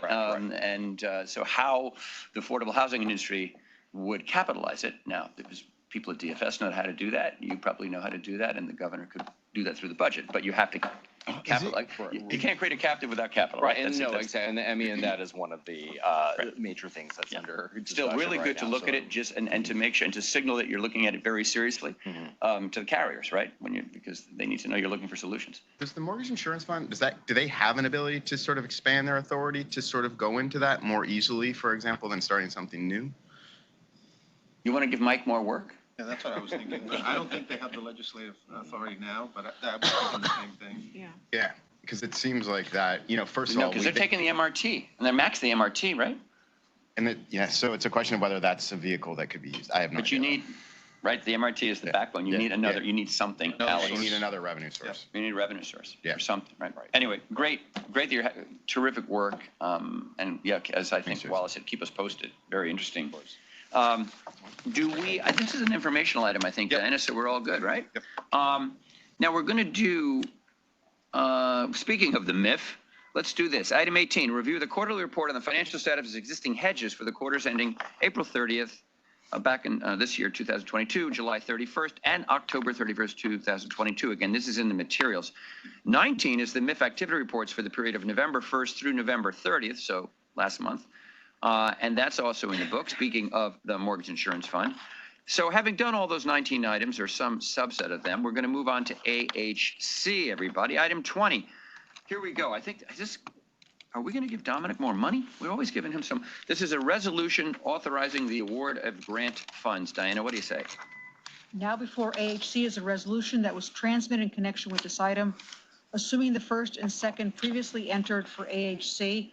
All in favor, please say aye. Aye. Aye. The motion is carried and the resolution adopted. Great, thank you. We're going to move to items to be considered by the Housing Trust Fund Corporation, and these items are found in the Housing Trust Fund Corporation Board Book, oddly enough. Chairman Adams says this. Item 1, the first item on the agenda is the transcript of the board meeting held on November 10th, 2022. That transcript shall be deemed approved, absent corrections from any of us. He heard silence. I don't know how you hear silence, but that's what the minutes will reflect. Chairman Adams says number 2, authorization to increase a Housing Trust Fund award for the Reynolds Way apartment project. This is, I think, who's doing this one? Oh, okay, great. That'd be me. In Albany. Oh, where are you? I don't know. I'm on the screen, hopefully. Now Hello, we've everyone. got you. We've got you. Excellent. Very good. I had to make some morning. noise, apparently. Good morning. Yeah. We are requesting the board's approval to increase the Housing Trust Fund award for approximately $1.8 million for the Arbor housing project known as Reynolds Way Apartments. It's a 41-unit project in Chemung County that encountered some delays, and due to its complexity and the inability of us to add LIC to it because of its combination with historic tax credits, we're choosing to seek additional Housing Trust Fund funds to cover the gap that was created with cost increases. So I think that'll do for an introduction if there's any questions about it. Very good. Thank you. Any questions? Then let's, Diana, make it real. Now before HTFC members is a resolution authorizing an increase to the Housing Trust Fund award for the Reynolds Way Apartments project. Assuming the first and second previously entered for the HTFC board, all in favor, please say aye. Aye. The motion is carried and the resolution adopted. Okay, great. Next up, I think we're going to ask Crystal to do number 3, authorization of community development block grants, CARES. Let me say that again. Community Development Block Grant, CDBG, CARES Act awards. Crystal? Where's Crystal? Morning. There she is. Hi. This month, the Office of Community Renewal is advancing 1 new CARES award and 2 amendments for existing CARES awards. The new project is to purchase vans for transportation for individuals with disabilities, and the amendments are to support a cost increase in a construction project and expand another small business assistance program that is oversubscribed. So OCR is requesting approval to award just over $1.5 million in CDBG CARES funds for this project and the amendments. Full details are in the board memo and briefing sheets, and I'm happy to answer any questions from the members. Crystal, thank you very much. Crystal, any questions on our CDBG CARES Act awards? If not, Diana, let's do it. Now before the HTFC members is a resolution authorizing Community Development Block Grant CARES Act awards. Assuming the first and second previously entered for the HTFC board, all in favor, please say aye. Aye. The motion is carried and the resolution adopted. Terrific. We have number 4, the authorization of a Community Development Block Grant Imminent Threat Award. Crystal, this isn't, we don't get this every month, an imminent threat. This is a little out of the ordinary, but we make CDBG funding available on an open round basis to address urgent needs or issues that present an imminent threat to a community's public health and safety. The Village of Ilion in Herkimer County requested funding to assist with demolition of a storm-damaged building. It had become unstable and presented a threat to neighboring properties and pedestrians. So the Office of Community Renewal is requesting board approval to award $49,775 and enter into a grant agreement with the Village of Ilion to support this imminent threat demolition project. I'll say this is a very small award, but very important and meaningful to a small village that doesn't have extra cash on hand to address an issue like this. So happy to address any questions from the board. Crystal, thank you. Historians of bad weather will remember Ilion was really flooded a number of years ago with, I think it was Hurricane Lee, maybe even Sandy, but particularly Irene and Lee. It's very close to the Mohawk River, and the river crested, and Ilion, downtown Ilion was just a mud. I mean, it was awful. And I wonder some of this damage probably is still being repaired. Folks will also note that Ilion is a village in the town of German Flats. So Flats, again, to remind you how flat. And it's the home, of course, who can answer this trivia question? Actually, Remington, right? So Mr. Remington, basically, you know, the Remington Arms started and still exists as the oldest continuously operating manufacturer in New York State in Ilion, New York, which, of course, is another, I'm sure, Alex, classical name, right, Ilion? So a lot of history there and a house on a hill that we have to demolish. I was thinking of the Elysium Fields. Yeah. I'm sure. So if there aren't any objections to Chris's proposal to put some funds on the table to demolish this home that's about to slide off a hill, let's do it. Now before the HTFC members is a resolution authorizing a Community Development Block Grant Imminent Threat Award. Assuming the first and second previously entered for the HTFC board, all in favor, please say aye. Aye. The motion is carried and the resolution adopted. Let's do number 5, Diana. Authorization of New York State Home Local Program Awards. Back to Crystal. HCR makes its federal home funding available for a variety of uses, including an annual competitive funding round for activities including homeowner-occupied rehab, down payment assistance, manufactured housing replacement, and tenant-based rental assistance. Applications were received from eligible non-for-profits and municipalities that, if awarded, become HCR's subrecipients, or what we call local program administrators. This year, OCR is requesting board approval to award and enter into grant agreements with 20 organizations for awards totaling just over $11.6 million. Full details are described in the board memo, and I'm happy to answer any questions from the board. That's very helpful. Thank you. Any questions for Crystal? If not, let's resolve it. Now before the HTFC members is a resolution authorizing New York State Home Local Program Awards. Assuming the first and second previously entered for the HTFC board, all in favor, please say aye. Aye. The motion is carried and the resolution adopted. 6 is an authorization of New York State Housing Program Awards. Again, back to Crystal. Okay, this is my last one for the year. OCR releases we release an annual competitive funding round to offer a group of state-funded grant programs to eligible applicants. These programs include Access to Home and related Access to Home for Medicaid recipients, Access to Home for Heroes, which provide grants for accessibility modifications, the Mobile and Manufactured Home Replacement Program, and the Restore Program, which funds emergency repairs for elderly homeowners. This year, OCR is requesting board approval to award and enter into grant agreements for 86 awards totaling just over $15.7 million. Full details are in the memo, and I'm happy to take any questions that you may have. Good. Thank you, Crystal. Any questions? Diana? Now before the HTFC members is a resolution authorizing New York State Housing Program Awards. Assuming the first and second previously entered for the HTFC board, all in favor, please say aye. Aye. The motion is carried and the resolution adopted. Thanks, everybody, and thank you, Crystal, for your presentations and all this good work. Let's go to 7, approval of the secret documentation and classification of the Boone Avenue Apartments project. We'll get Heather Spitzberg to present this, I suspect. Yes, hi, good morning. Today I am recommending a secret classification for the project called Boone Avenue Apartments, which are located at 1559 Boone Avenue in the Bronx.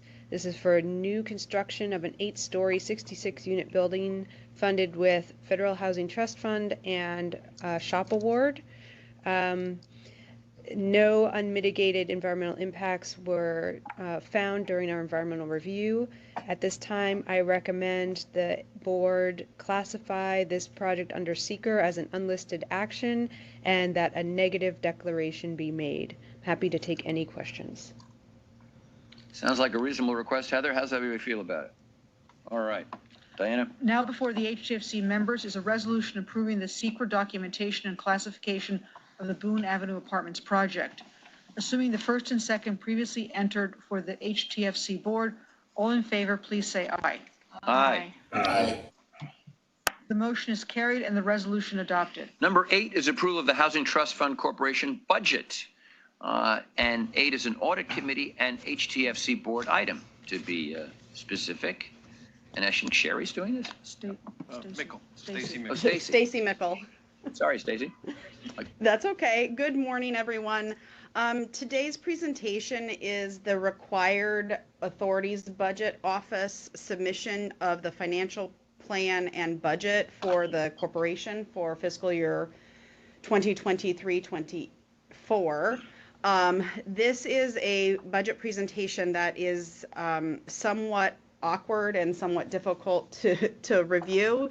It includes our figures from last fiscal year ending March 31st, 2022, and it lines out and ties into our financial statements from last fiscal year. We have a column that identifies our current year or estimated expenditures through the end of this current fiscal year of March 31st, 2023, and then an estimate of next year's adopted budget. At this point in time, it's our best guess. As you are very well aware, most of our budget is dependent upon federal and state resources, and at this time we do not have insight or total insight into what might be presented for this upcoming budget for the state fiscal year.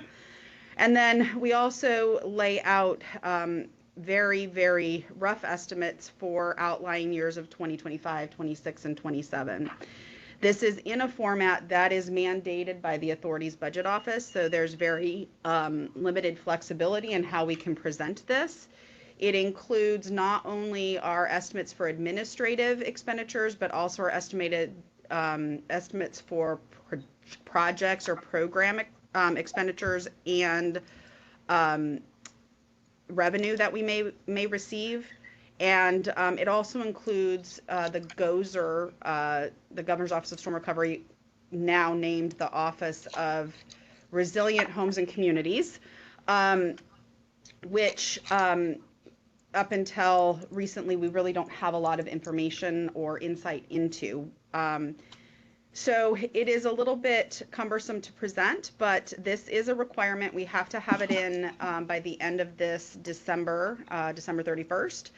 But in March of this upcoming year, we will present to the board a much more detailed budget for the administrative expenses that we are anticipating for next fiscal year, and that we will go into a lot more detail in March. The presentation's in your materials, so if you have any other questions, I am more than happy to answer them at this time. Thank you, Stacy, and thanks for the explanation of the challenges of putting something together without all the information from some of our other partners. Questions for Stacy about the proposed budget, such as it is? All right, let's go. Now before the HTFC Audit Committee is a resolution approving the Housing Trust Fund Corporation budget. Assuming the first and second previously entered for the HTFC Audit Committee, all in favor, please say aye. Aye. The motion is carried and the resolution adopted. Now, before the HTFC members is a resolution approving the Housing Trust Fund Corporation budget. Assuming the first and second previously entered for the HTFC board, all in favor, please say aye. Aye. Aye. The motion is carried and the resolution adopted. Good, thank you very much. Thank you, Diana. Number 9 is an authorization of fair housing testing and outreach services contracts. I think someone mentioned, it might have been Thebia, mentioned this earlier, and we're going to get Nadia Salcedo to present this item, I believe. Hello again. This is interesting. Hi again.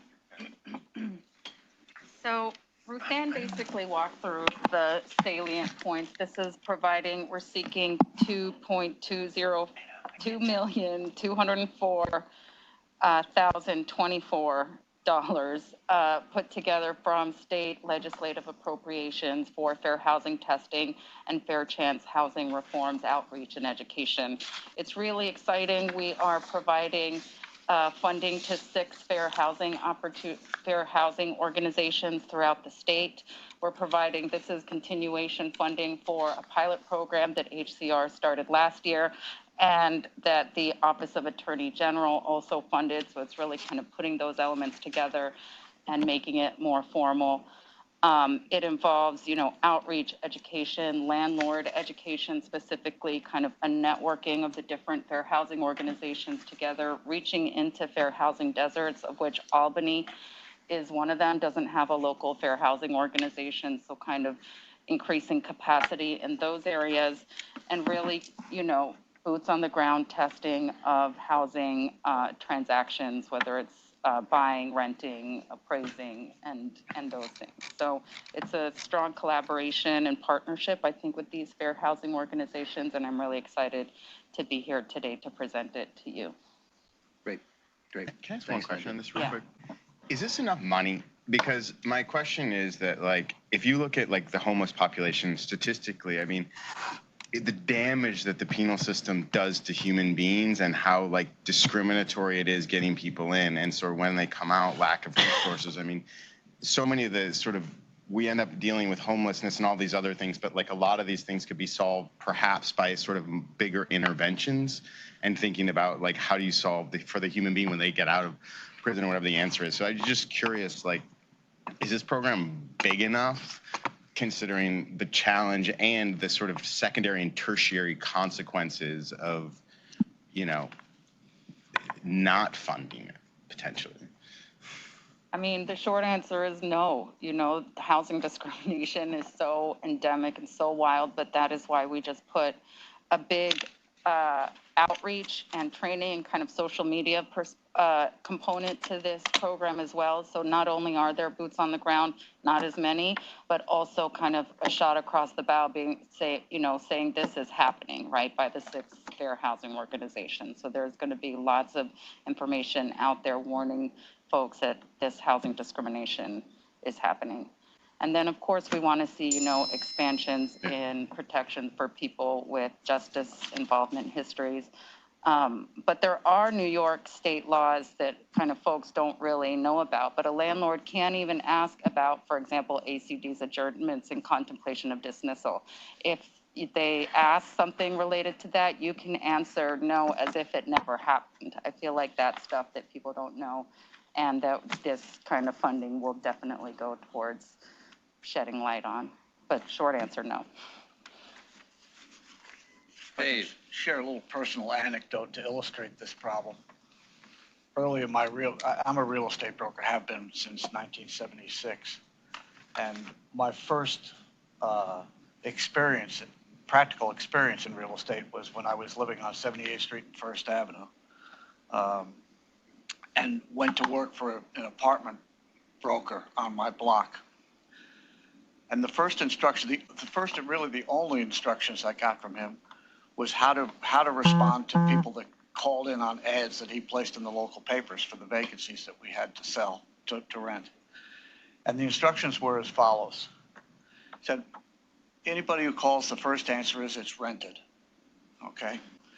And not to show anybody anything until, if it was a married couple, for example, until both the husband and wife presented themselves in person at the office so we could see who we're dealing with. I mean, it was absolutely unbelievable. And this is the stuff that you wouldn't be able to tell unless you had a tester, right, that walked in as a married couple and as, not a married couple, or as a person of color and not a person of color. So it's critical. But, you know, this money is way more than it was before, and it's providing like continuation. I think the fair housing organizations are impressed by the commitment of the state on this issue. So it's definitely, you know, a start or a continuation of a start. Who puts in a request for the test? So these organizations are kind of long existing, and they have a lot of different kind of mechanisms to do the intake, right? They have complaint lines.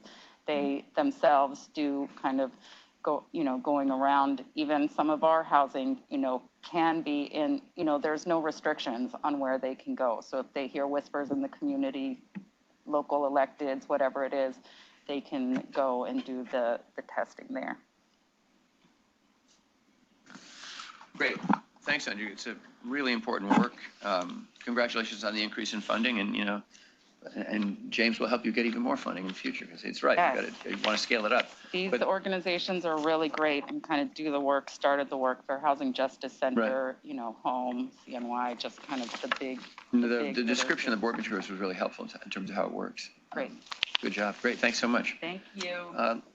Dinah, what do you think? Let's go. Now before the HTFC members is a resolution authorizing fair housing testing and outreach services contracts.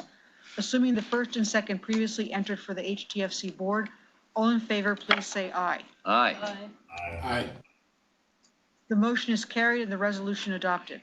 Thank you. Items 10 and 11 were taken up earlier as part of the HFA approvals. Is that right? Yes, that was the MWB. And Okay, gotcha, because I was like, what? That's right, we did that earlier. Item 12 is a resolution providing affirmative concurrence to extend the contract with Horn LLP without a new competitive award process. Is this Nanika? It is me, Oh, Cassie hi. Ward. I'm here for Nanika. Oh, you're not Paul Nanika. Zito. She's out this morning, so All I'm right. covering for her. Hello, Paul. Hello. How you doing? A lot of chairs here. Okay.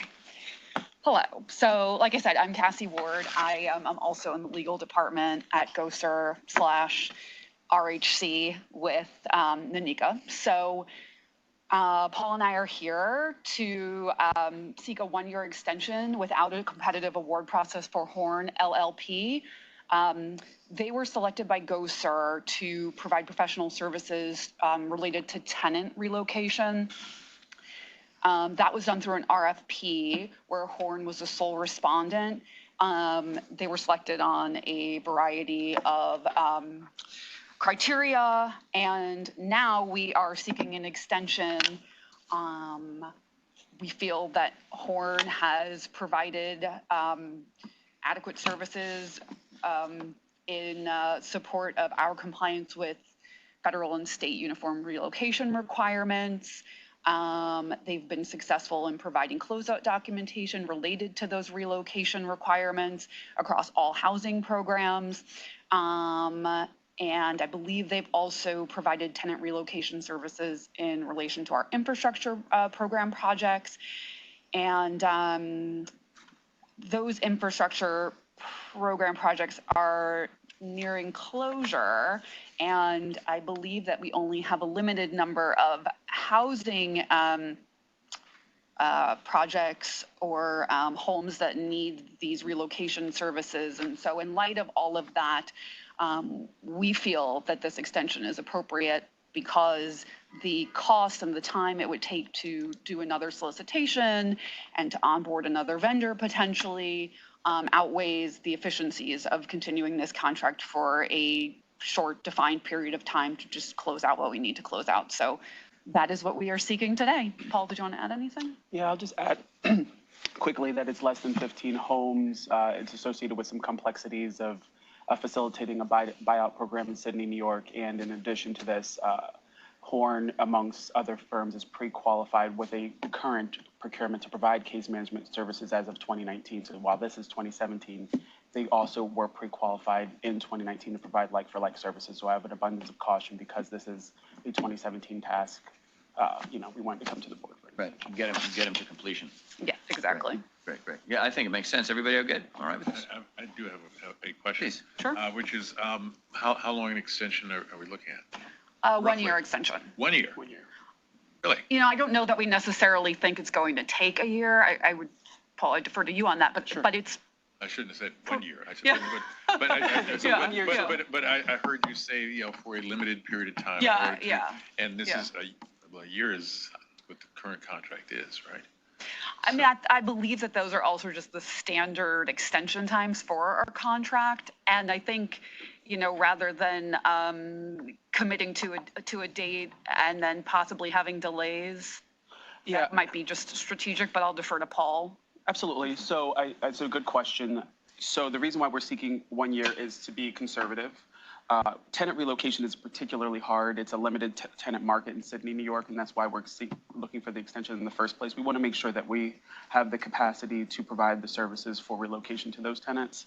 In addition to that, after the relocation is completed, there's certain rigorous federal requirements that we have to make sure that we document in order to close out the program. So that should be sufficient time to transition. As we know, it's the holiday season right now, so we probably won't be doing relocations probably until February or March. Obviously we'll try to, move as quickly as possible, but seasons. Is it fair to say that regardless of the circumstances, at the end of this next 1 year contract, that we will put it out for a competitive bid again? Yes, in fact. Is that fair to say? Absolutely, yes, in fact. So perhaps if we put that into the resolution somehow? Yes, is that, or I don't know what the proper way to do it would be, but if Diana's making a note there. Oh. So we'll figure out how to do that. Okay. Yeah, I mean, I just think that otherwise, I think those of us who've been involved around government can see this can be, and then there's It can another be a year. slippery slope. Yeah, Yes. and it's like 10 years from now, they're still working with us because Here of come these exigent foreign guys again. circumstances. Yeah, right. Well, I also oversee procurement, so I will also make a note to have that on our radar as we're approaching that year mark. And that's a point well taken in part because we are actually engaged in, as we formed the new Resilient Homes and Communities office, seeing what procurements we need to develop to make sure that we're providing services into the future. So we're actively working on 10 or various 15 solicitations to make sure we have. Yeah, and of course, being mindful of keeping them open, competitive, reaching out to a variety of firms to meet our. Whether, when you advise them of the extension, you could include that the board has specifically requested that if it's not completed, it has to be rebid. I mean, that might be one way to sort of encourage. Light a fire under. Yeah, I mean, compel compliance. Let's not wait till next year to let them know. Yeah, we could do that I for think sure. if you just tell them that you got an extension for 1 year, and we're going to be beginning the process not in the 12th month, but probably, I don't know, whatever time frame works, but you put it out for bid in the 9th month. They can still bid if they like. Ultimately, the controllers, they'd have to, if they thought they could, they'd have to come back to us for an approval in a year, and you can tell them we're not likely to give that. So Right. And we can certainly build in controls earlier on, like you're saying, so that we have dates for ourselves internally to start thinking about this 6 months or 3 months or whatever it is in advance. Great. Knowing how Thank tricky you. tenant relocation is it a Horn issue or is it just the nature of tenant relocation? I can answer that question. So it's the nature of tenant relocation, and it's also a sort of it's tricky. So, in the village of Sydney, we're demolishing homes in a certain area because it's not safe to live there anymore. Once we demolish those homes, it diminishes the overall rental market. Sydney is isolated, so identifying where to relocate people to, it's challenging. And also you're dealing with people, right? So you're dealing with families who, it's disruptive to school children who may need to move to an adjacent community. And so it's like on the ground situational circumstances that inform some of the timeline issues. So it isn't the vendor per se. Thank you. Sure. Thank you. Great. Okay. Diana, let's do it. Now before the HTFC members is a resolution providing affirmative concurrence to extend the contract with Home LLP without a new competitive award process. In addition, I'm just going to say this, Alex, you can fix the wording here.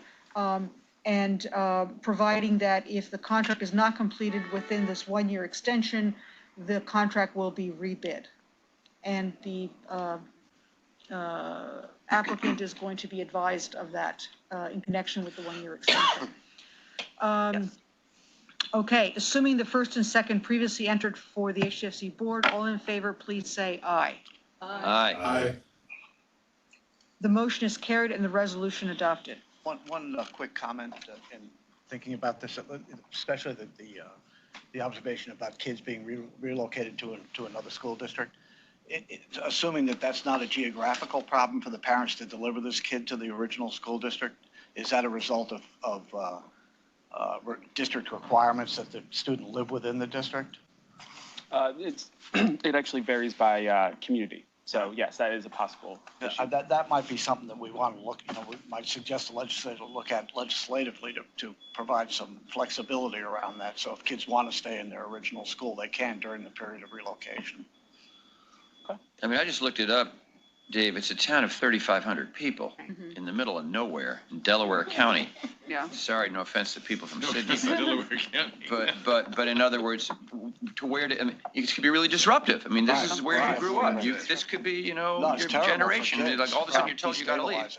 So it could be tricky. Just like for Horn, for everybody. Yeah. Such a small community in such a rural area, and then the school districts are going to be huge, and then the bus ride's an hour and a quarter to get to the other school, right? Yeah. So. Okay, great, thanks. Let's do it, Dan. Oh, you actually modified the. Yeah. But have we taken the vote? Yes. We did, okay, good. Well, this is just a commentary. This is a commentary, and after the This is fact quite an commentary, entertaining which- item, isn't it? Mr. Chairman? Yeah. Just, my twin brother is not available to attend this other, I don't have a twin brother. I was just about to say, you never told me about that. Right. But there's the provost at the college called a special meeting in about 7 minutes. So I understand that. Can you do that remotely?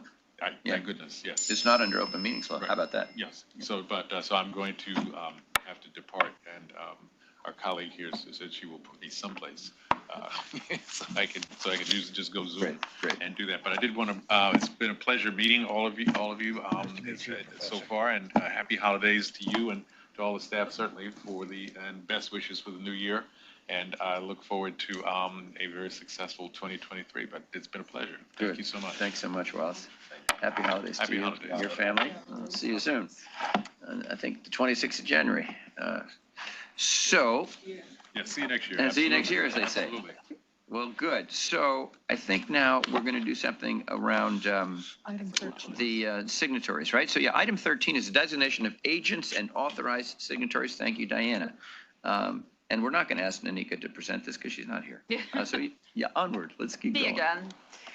So we're requesting the addition for GOSER/RHC of Krishna Nicole O'Neill, our new general counsel, Eileen Muse, our deputy executive director for community reconstruction and infrastructure, and Paul Onyx Lozito, our chief strategy and program officer, as signatories for HTFC contracts and instruments. And this would be in addition to Katie Brennan, Bob Miller, and Kim Hettinger, who are all currently signatories. Better go out and buy some more pens. Everybody okay with this? All right, Diana, let's. Now before the HTFC members is a resolution designating agents and authorized signatories, assuming the first and second previously entered for the HTFC board. All in favor, please say aye. Aye. The motion is carried and the resolution adopted. Very good. The remainder of the agenda items are informational, be no presentation unless requested by members. 14 is review seeker concur summaries. 15 is review of type 2 seeker summaries. 16 is review the contract with Emphasis Computer Solutions for a Section 8 Housing Choice Voucher Technology Services. 17, as you know in your materials, review of the contract with Elation Systems, Inc. for the provision of Davis-Bacon Labor Standards Compliance Monitoring and Reporting Services. 18 is review of the Independent Auditor Services Agreement with Lunson and McCormick LLP. And 19 is a review of agency procurements and contracts in the lobbying restricted period. There being no further items for HFA, AHC, and HTFC boards, Dinah will ask for motions and seconds to adjourn, and some of you will be able to leave. Assuming the first and second previously entered for HFA, AHC, and HTFC boards, all in favor, please signify by saying aye. Aye. The motions are carried. The meetings are adjourned. Thank you very much, Diana. Our next HFA, HTFC, and HC board meetings are scheduled for Thursday, January 26, 2023, here at 9 a.m. So again, as has been noted by others, happy holidays, everyone. Have a safe and happy holiday season. My twin brother is going to leave with all of you, and my other twin brother is going to stay here because we've got more meetings to go, don't we, Diane? We've got a little more work to do. Thank you, James. Here we go. All right. Happy holidays. Thank Yes. you for accommodating. Yes, thank you, Sadie. problem. Thank you for coming. Thank you, Sadie. James. Yes. Thank you, Sadie. Thanks, everybody. Happy holidays. Thank All you. right. Let's note for the record, Sadie did wear the sweater as instructed by Betsy. The rest of us didn't. Say, I wore the sweater. I know Yes, you I did. love the sweater. Let the minutes reflect. that Sadie followed the dress code, dress code instructions. Much to my embarrassment, I Well, wore it. Diana, now we've got to move on. Governance Committee, where we already voted on the first 3 items, meaning the next 4 are consent items. No discussions on these items unless members directors so desire. 4 is a resolution approving salary ranges for senior officers. That's in the materials. Nice big chart. Affects a lot of people. Well deserved. Diana, let's do it.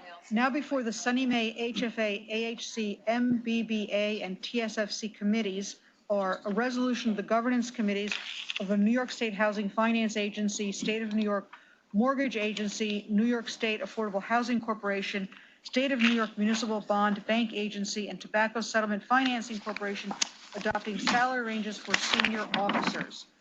Assuming the first and second previously entered for all the committees, all in favor, please signify by saying aye. Aye. The motions are carried and the resolution adopted. Excellent. To all affected, just don't spend it all in one place. Okay. Number 5, authorization to enter in a purchase order written against an OGS contract for SAP support and maintenance services. Any discussion on this? It looks like it's in the materials. So, Diana, let's do it. Now before Thank the you. SONYMA, HFA, AHC, MBBA, and TSFC committees are a resolution of the governance committees of the New York State Housing Finance Agency, State of New York Mortgage Agency, New York State Affordable Housing Corporation, State of New York Municipal Bond Bank Agency, and Tobacco Settlement Financing Corporation, approving a purchase order contract for SAP support and maintenance services. Assuming the first and second previously entered for the committees, all in favor, please signify by saying aye. Aye. The motions are carried and the resolution adopted. Let's consider number 6, authorization to amend an information technology security consultant services contracts with SecureWorks, Inc. Diana? Now before the SONYMA, HFA, AHC, MBBA, and TSFC committees are a resolution of the governance committees of the New York State Housing Finance Agency, State of New York Mortgage Agency, New York State Affordable Housing Corporation, State of New York Municipal Bond Bank Agency, and Tobacco Settlement Financing Corporation, approving the continued retention of an information technology security consultant services contract with SecureWorks, Inc. Assuming the first and second previously entered for the committees, all in favor, please signify by saying aye. Aye. The motions are carried and the resolution adopted. Great. Number 7, authorization to extend the term of the financial advisor services contracts with firms on the agency's pre-qualified panel, including swap advisor contracts. Any questions? Diana? Now before the SONYMA, HFA, MBBA, and TSFC committees are a resolution of the governance committees of the New York State Housing Finance Agency, State of New York Mortgage Agency, State of New York Municipal Bond Bank Agency, and Tobacco Settlement Financing Corporation, approving the continued retention of financial advisory and swap advisory contract services. Assuming the first and second previously entered for these committees, all in favor, please signify by saying aye. Aye. The motions are carried and the resolutions adopted. The next item is a SONYMA consent item. It's number 8, approval to amend the contract with Genworth Mortgage Insurance Corporation for administrative services for the MIF single-family pool policy for loans purchased by SONYMA. Now before the SONYMA committee is a resolution of the governance committee of the State of New York Mortgage Agency approving the continued retention of the contract with Genworth Mortgage Insurance Corporation for administrative services. Assuming the first and second previously entered for the committee, all in favor, please signify by saying aye. Aye. The motion is carried and the resolution adopted. Thank you, Diana. The next 6 items on the agenda are information items. There'll be no discussion of them unless committee members so desire. We'll start with number 9. It's an annual review of the contract with BondLink, Inc. for website investor relations services. 10 is an annual review of the contract with Digital Insurance Certification LLC to serve as a dissemination agent and provide compliance disclosure services.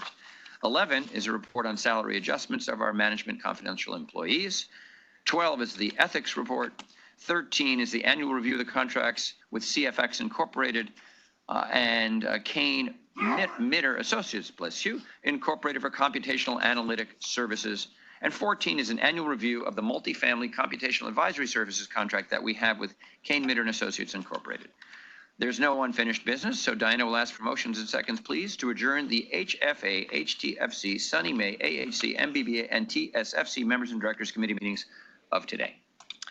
Assuming the first and second previously entered for the HFA, HTFC, SONYMA, AHC, MBBA, and TSFC committees, all in favor, please signify by saying aye. Aye. Aye. The motions are carried. The meetings are adjourned. Diana, thanks so much. The next governance committee meetings are scheduled to meet on Thursday, January 26th at 9 a.m. I think now, is anybody who, let's see, Andy can leave? No, Andy, we still need Andy. Oh, we need Andy. Oh, no, Andy, don't go anywhere. I beg your pardon. We're going to go to the audit committee. So good.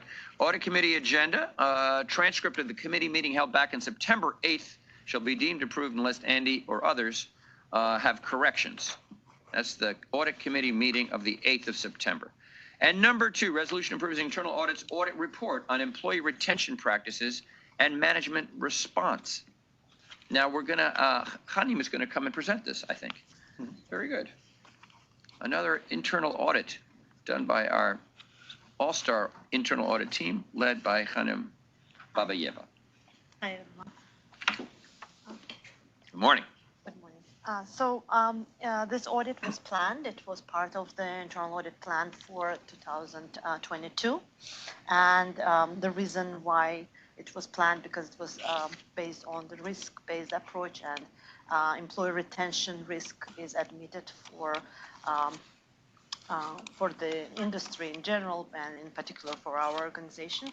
So we performed that audit, and as everyone knows, one of the results of COVID-19 pandemic was the switch from regular work schedule to remote work schedule. And according to New York State official statistics, the actual increase in that method went from 20% to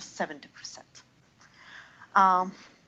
So within this framework and understanding the current conditions, we performed that audit, and we found our organization in a very good place in terms of actually providing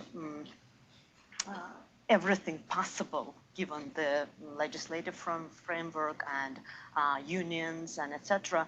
The efforts of the organization toward retaining the talented personnel, providing the succession planning, reacting to the changes in the benefit packages and etc.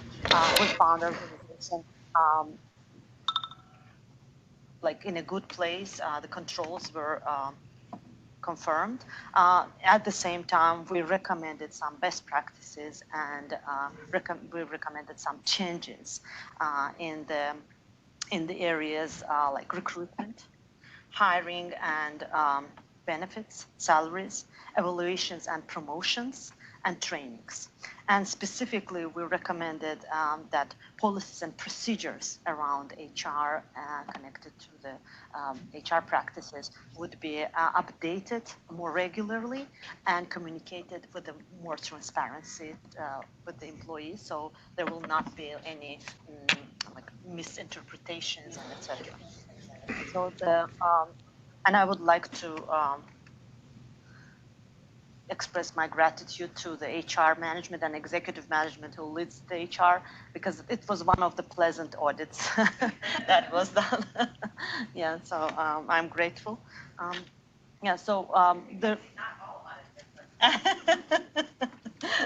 They shouldn't be. Yeah. They're all pleasant.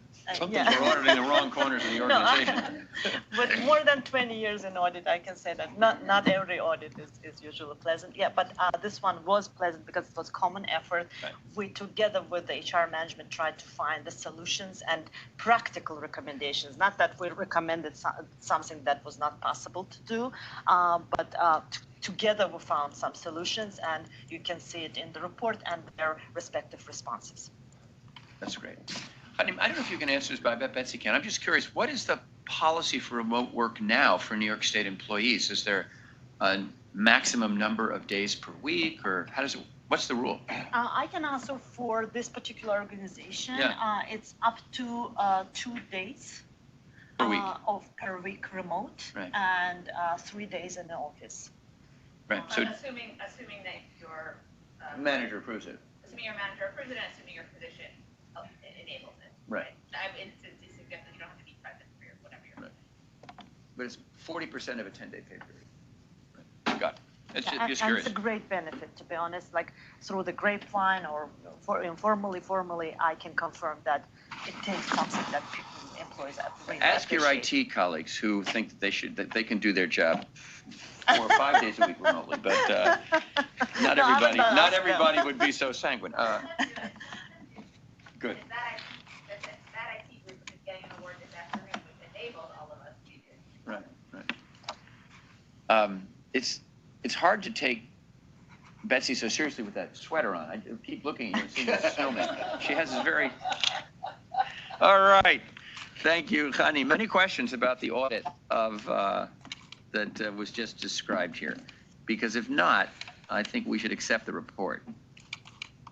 Where are we? Here we go. Okay. Are you good? Take it away. Yeah. I'll take it Yeah. away. Thank you. Now before the SONYMA, HFA, AHC, MBBA, and TSFC committees are a resolution of the audit committees of the State of New York Mortgage Agency, the New York State Housing Finance Agency, the Affordable Housing Corporation, the State of New York Municipal Bond Bank Agency, and the Tobacco Settlement Financing Corporation, reviewing and approving the Internal Audit Department's audit of employee retention practices.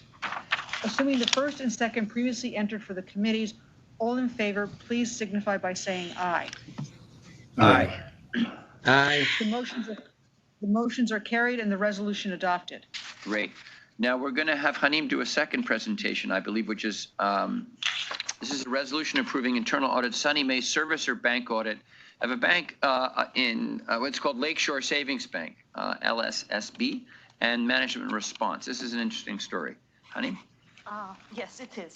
So as you know, I personally started to work in HCR like a bit more than a year ago. So I didn't have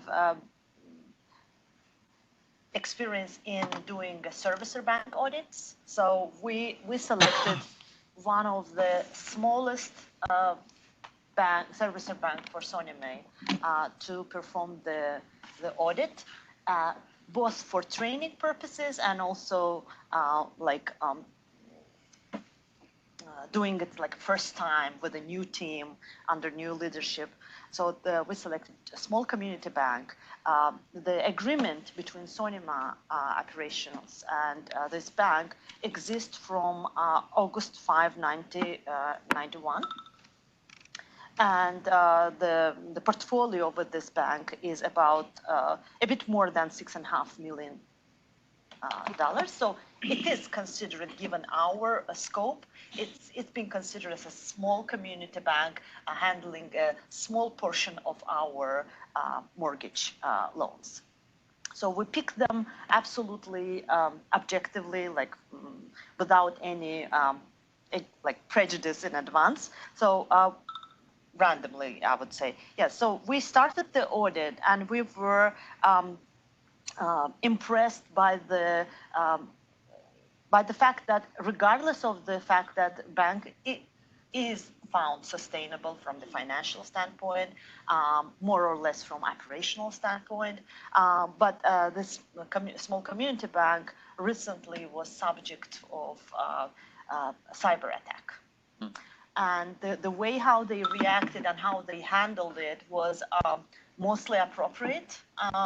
The only thing that we as an auditor found was not done or not done as we would expect them to is that they absolutely not communicated this matter to us, assuming it's not something that involves our operations.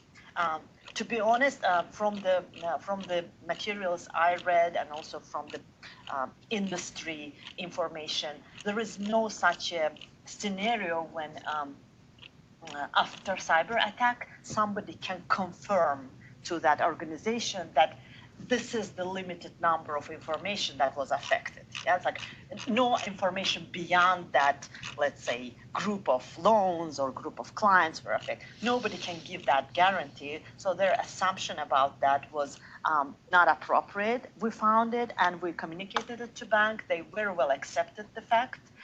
Plus the legislation obliging them to communicate it to every partnering organization was approved just months after the event. So that's why we felt that in addition, yeah, like when they were discussing this matter, when this investigations happened and etc., which can happen to any bank. It's not that it happened to them because they are specific or they are small or like, no, they have adequate system of controls and etc. They were just victimized by, cyber attackers. And they followed the prescribed legislation at that time, yeah, but they did not follow the the legislation that was approved in the process of their discussions and etc. So we made this very clear to the bank. Bank accepted most of our recommendations. They agreed to communicate with SONYMA operational management on a regular basis. At the same time, we recommended to SONYMA operational people to keep a eye on compliance matters, because currently this bank is under a strict compliance agreement with the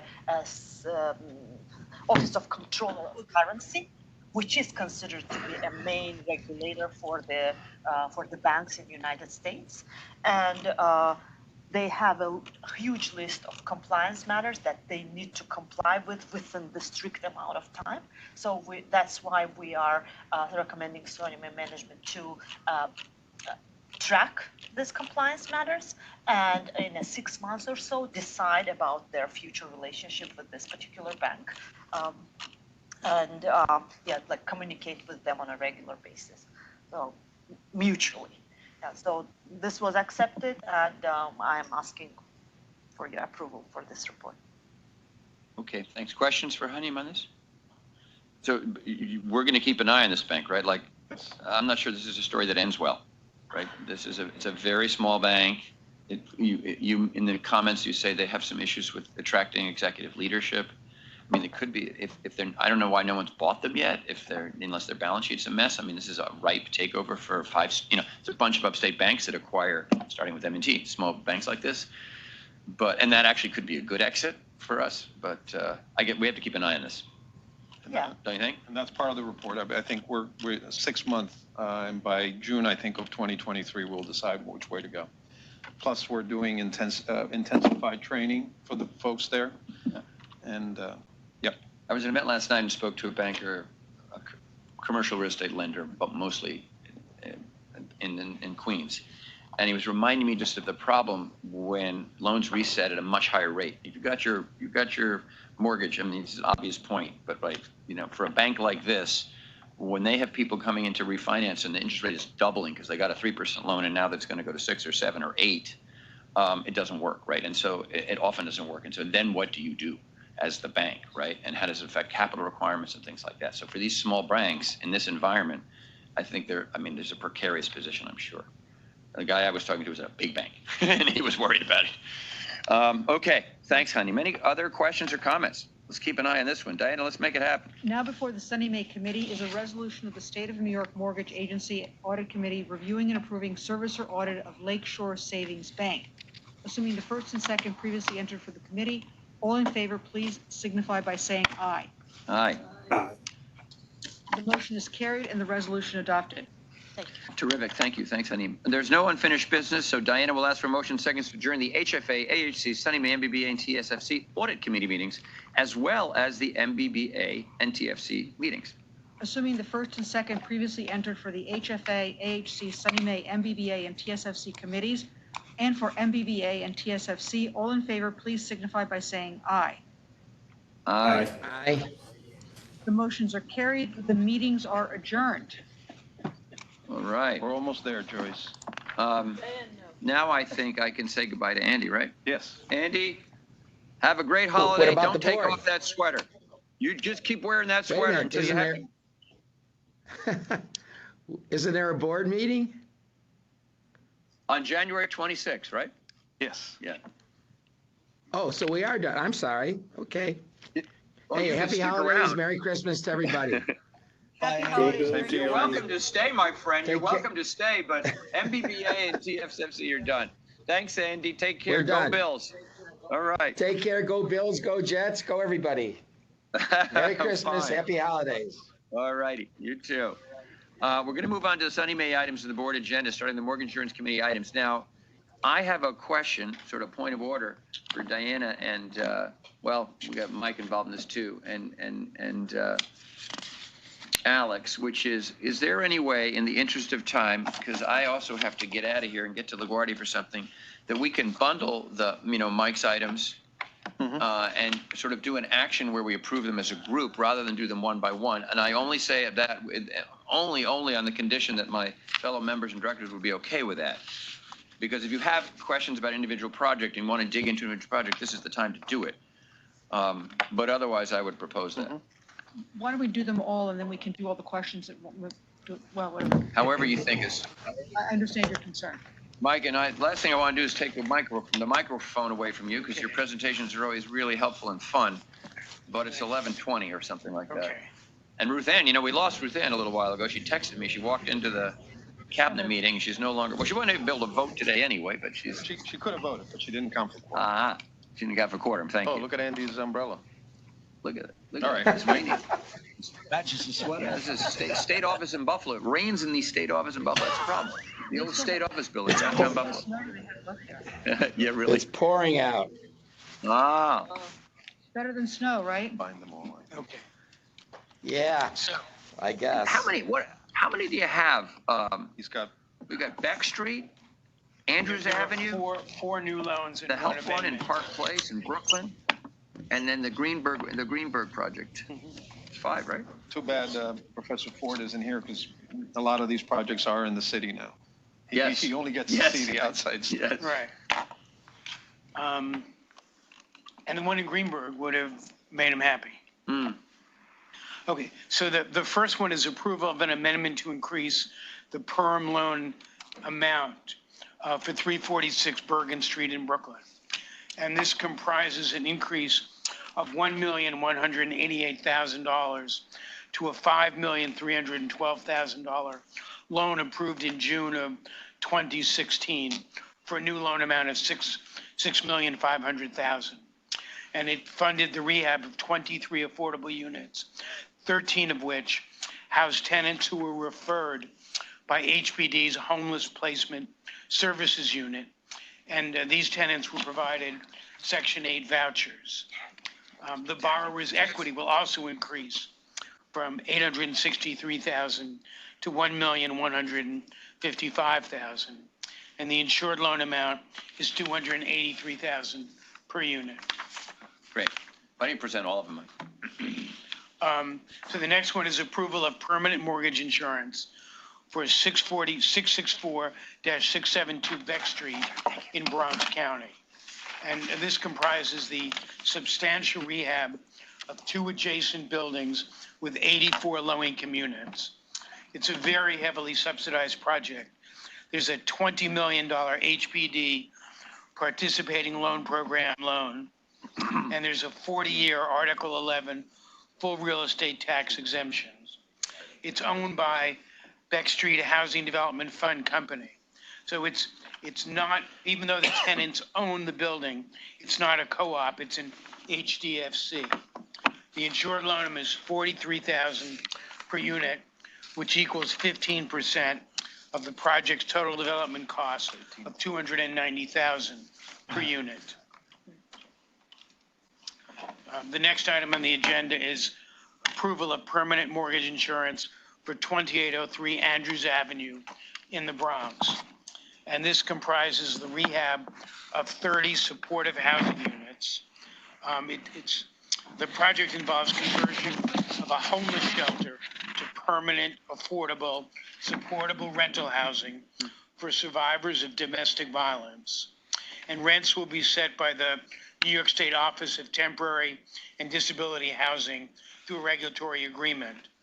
And OTDA will also provide $451,000 a year in Empire Supportive Housing Initiative rent subsidies. And there's a $6.1 million homeless housing assistance program, second mortgage, and a 420C full New York City real estate tax exemption. Project is being developed by New Destiny, which is a not-for-profit founded in 1994 to provide housing and services to victims of domestic violence. That's 2303, right? Yes, 2303. The next loan is permanent mortgage insurance for Help Park Place, 575 Park Place in Brooklyn. This too is a very heavily subsidized project. This is a $33 million project with only $2.6 million in perm debt.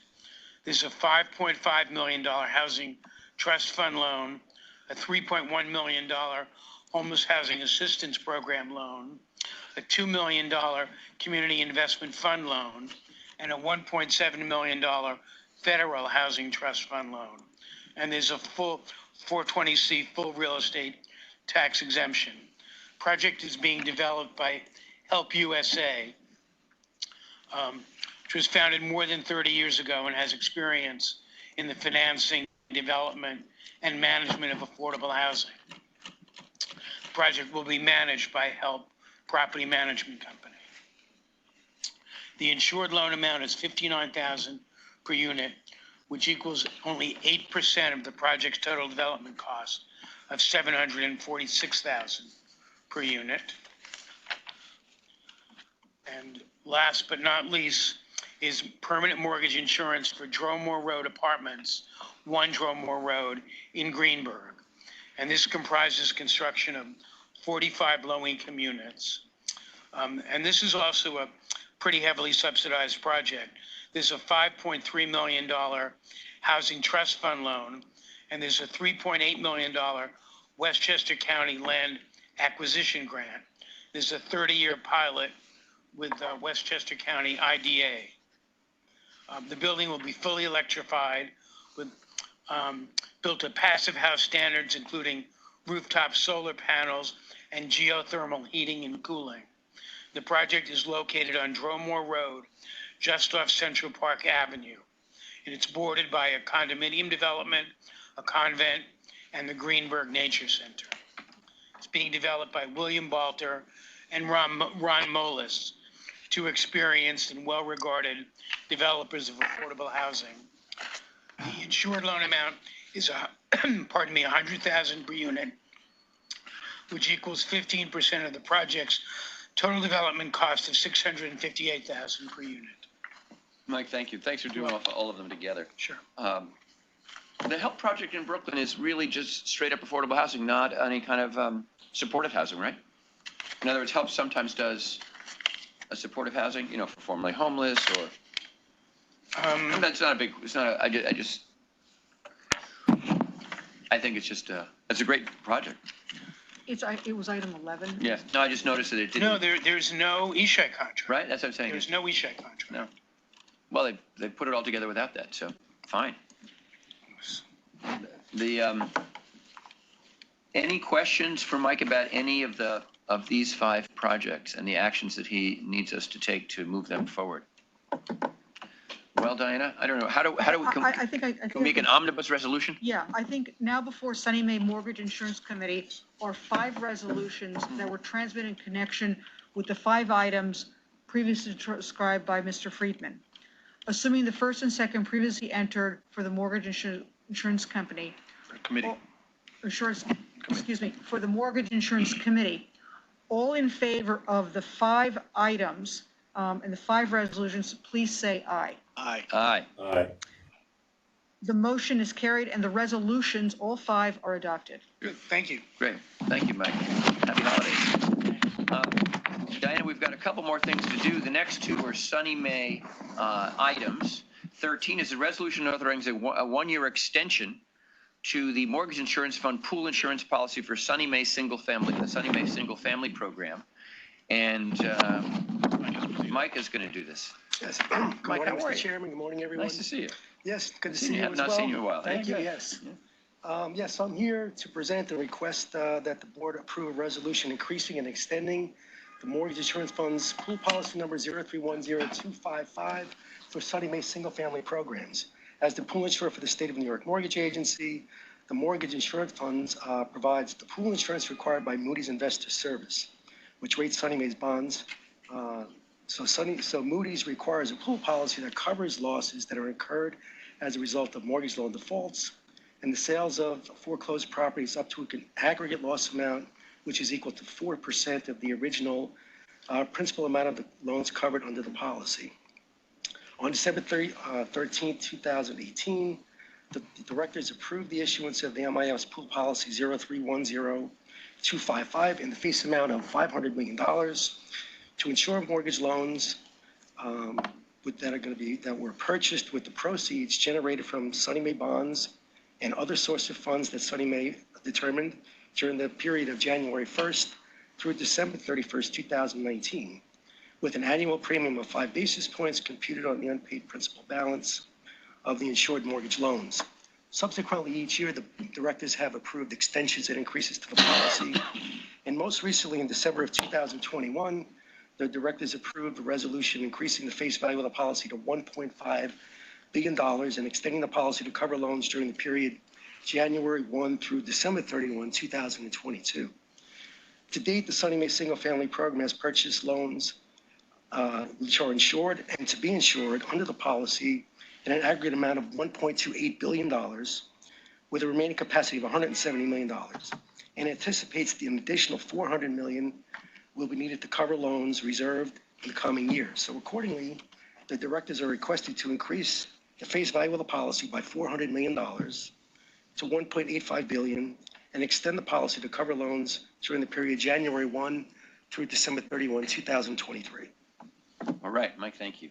You're welcome. Note those billion-dollar numbers. Some more Big numbers, Alex. Big numbers. SONYMA. Congratulations. Questions, comments? All right, Diana, let's do it. Now before SONYMA is a resolution to be adopted that was transmitted in connection with this item. Assuming the first and second previously entered for SONYMA, all in favor, please say aye. Aye. Aye. The motion is carried and the resolution adopted. Thank you very much. Thank you, Mike. Good to see you. Happy holidays. Everyone, yes. 14 is a resolution authorizing the SONYMA Community Restoration Fund, or CRF, to fund a homeowner hardship fund. Rachel Weeder. Is Rachel doing this? Yep. Oh, okay, great. Oh, hi, Rachel. Hi. Put this at the end because they know they wore us down. Yeah. So we are requesting authorization to award $1 million to Sustainable Neighborhoods, which is a community development financial institution and a subsidiary of the Center for New York City Neighborhoods. The SONYMA CRF, as a reminder, was created as a subsidiary to SONYMA in 2016 with the purpose of helping homeowners who are at risk of foreclosure to stay in their homes, principally. And for this program, the Homeowner Hardship Fund, it would be a supplemental program to the Homeowner Assistance Fund, which is an American Rescue Plan funded program run by the U.S. Department of Treasury, which the Housing Trust Fund Corporation is administering. Their recipient is Sustainable Neighborhoods, the organization we are proposing to award this $1 million to. The purpose of the program is to help certain applicants in the Homeowner Assistance Fund program who cannot be helped due to certain policy restrictions from U.S. Treasury they applied to the program and were conditionally approved. And throughout the length of time that the program has been in existence, they have incurred additional financial hardships that we would like to assist them with. The $1 million we're proposing to use for this fund would be New York State Attorney General settlement dollars that we have in the Sunny May CRF for this purpose of helping these homeowners not experience foreclosure and displacement. I'm happy to answer questions. Rachel, how many homeowners do you think you can help with in this, under these conditions with $1 million? Yeah, probably between 10 to 20 at most. So it would really be extenuating circumstances we're looking at. The Homeowner Assistance Fund, it received over 31,000 applications and is helping a lot of people. So 10 to 20 homeowners is really very small, but they are experiencing certain hardships, and we're applicants in the program, and we would like to be able to assist them if possible. Right. It's a relatively small number of people who need the assistance, though. Are we sure that there aren't more? Yeah. No, a lot more. I think what Rachel's saying is this might get 10 to 20. Right, but I'm saying that it seems helped. that out of the number of applicants, 10 to 20 seems very small. Oh, yeah. Well, it tells you $1 million doesn't buy a lot when you're trying to help people who are facing foreclosure. It doesn't. So these homeowners, the hardships that they're experiencing is because of the program conditionally approving them, and then because of these Treasury policies not being able to award them. There are certainly homeowners who've applied to the Homeownership Assistance Fund who need help staying in their homes but cannot be assisted in that program. We think just 10 to 20 we could assist, and it's really because of the time and the function of the program that so a specific example would be a homeowner who was conditionally approved in the program and was asked to send money to their mortgage servicer because, say, they were over the maximum cap allowed, and then they were deemed by the program to be ineligible because of a Treasury policy, and it would be burdensome, if not impossible, to request for them to get those monies back from their servicer. So it's really these unique circumstances. There are certainly homeowners who've applied to the program in greater numbers that we won't be able to assist because they're ineligible, but this is very, very specific circumstances. We think 10 to 20 should be sufficient. Yes. So if it's individuals who were pre-approved, then they didn't meet the standards of the Treasury. Yeah. The funds are still with the loan holder, the lien holder. Are they requesting those funds back, or are those funds still with the lien holder? And then what additional services outside of that would the $1 million be used for? Can I help out here, just because I oversee the Homeowner Assistance Fund program? So just to be clear, this special pot is not just for mortgages. It's also for those who are behind on either taxes, water, condo, co-op, or mortgage. And we've only identified, to your point, 3 cases so far where this has happened, and we've served with the regular $50, 17,000 people, right? So we've made 17,000 awards. So it is a very narrow pot for which we need these supplemental funds. The case you just mentioned, it sort of depends. So if a homeowner has released funds to a bank and they're counting on us bringing in the additional money to get that person current, we have to go fight with the bank to say either give the money back and go ahead and foreclose, or we have to find another source of funds. So that's what we're doing here. With tax cases, there's 63 different tax collectors in the state of New York, right? And so it depends on which tax collecting agency you're talking to. But again, if a homeowner released funds counting on our money coming in after the fact, and now it cannot, right? We would say to the county, either you have to return the funds and go ahead and foreclose, or we'll find another source of funds. Right. Sounds like a lot of work for each individual situation. Each one's different. It sure is. Dina's on it, as you can see. Dina's on. Dina's on it. And Don't mess Rachel with her. Great. Any other questions for Dina and Rachel? No? All right. Thank you both. My turn. My turn? Good luck. Your turn. Now before Sunny May is a resolution to be adopted that was transmitted in connection with this item, assuming the first and second previously entered for Sunny May. All in favor, please say aye. Aye. The motion is The motion is carried and the resolution adopted. Well, Diana, I think we're almost done. You are done. There being no further business for the Sunny May Board, Diana will kindly ask for motions and seconds. I hope you all cooperate to adjourn today's meeting. Assuming the first and second previously entered for the Sunny May Mortgage Insurance Committee and the Sunny May Board, all in favor of adjourning, please signify by saying aye. Aye. The motions are carried. The meetings are adjourned. Cars Happy downstairs. holidays, happy and healthy New Year. Same to you. Thank you. And Have a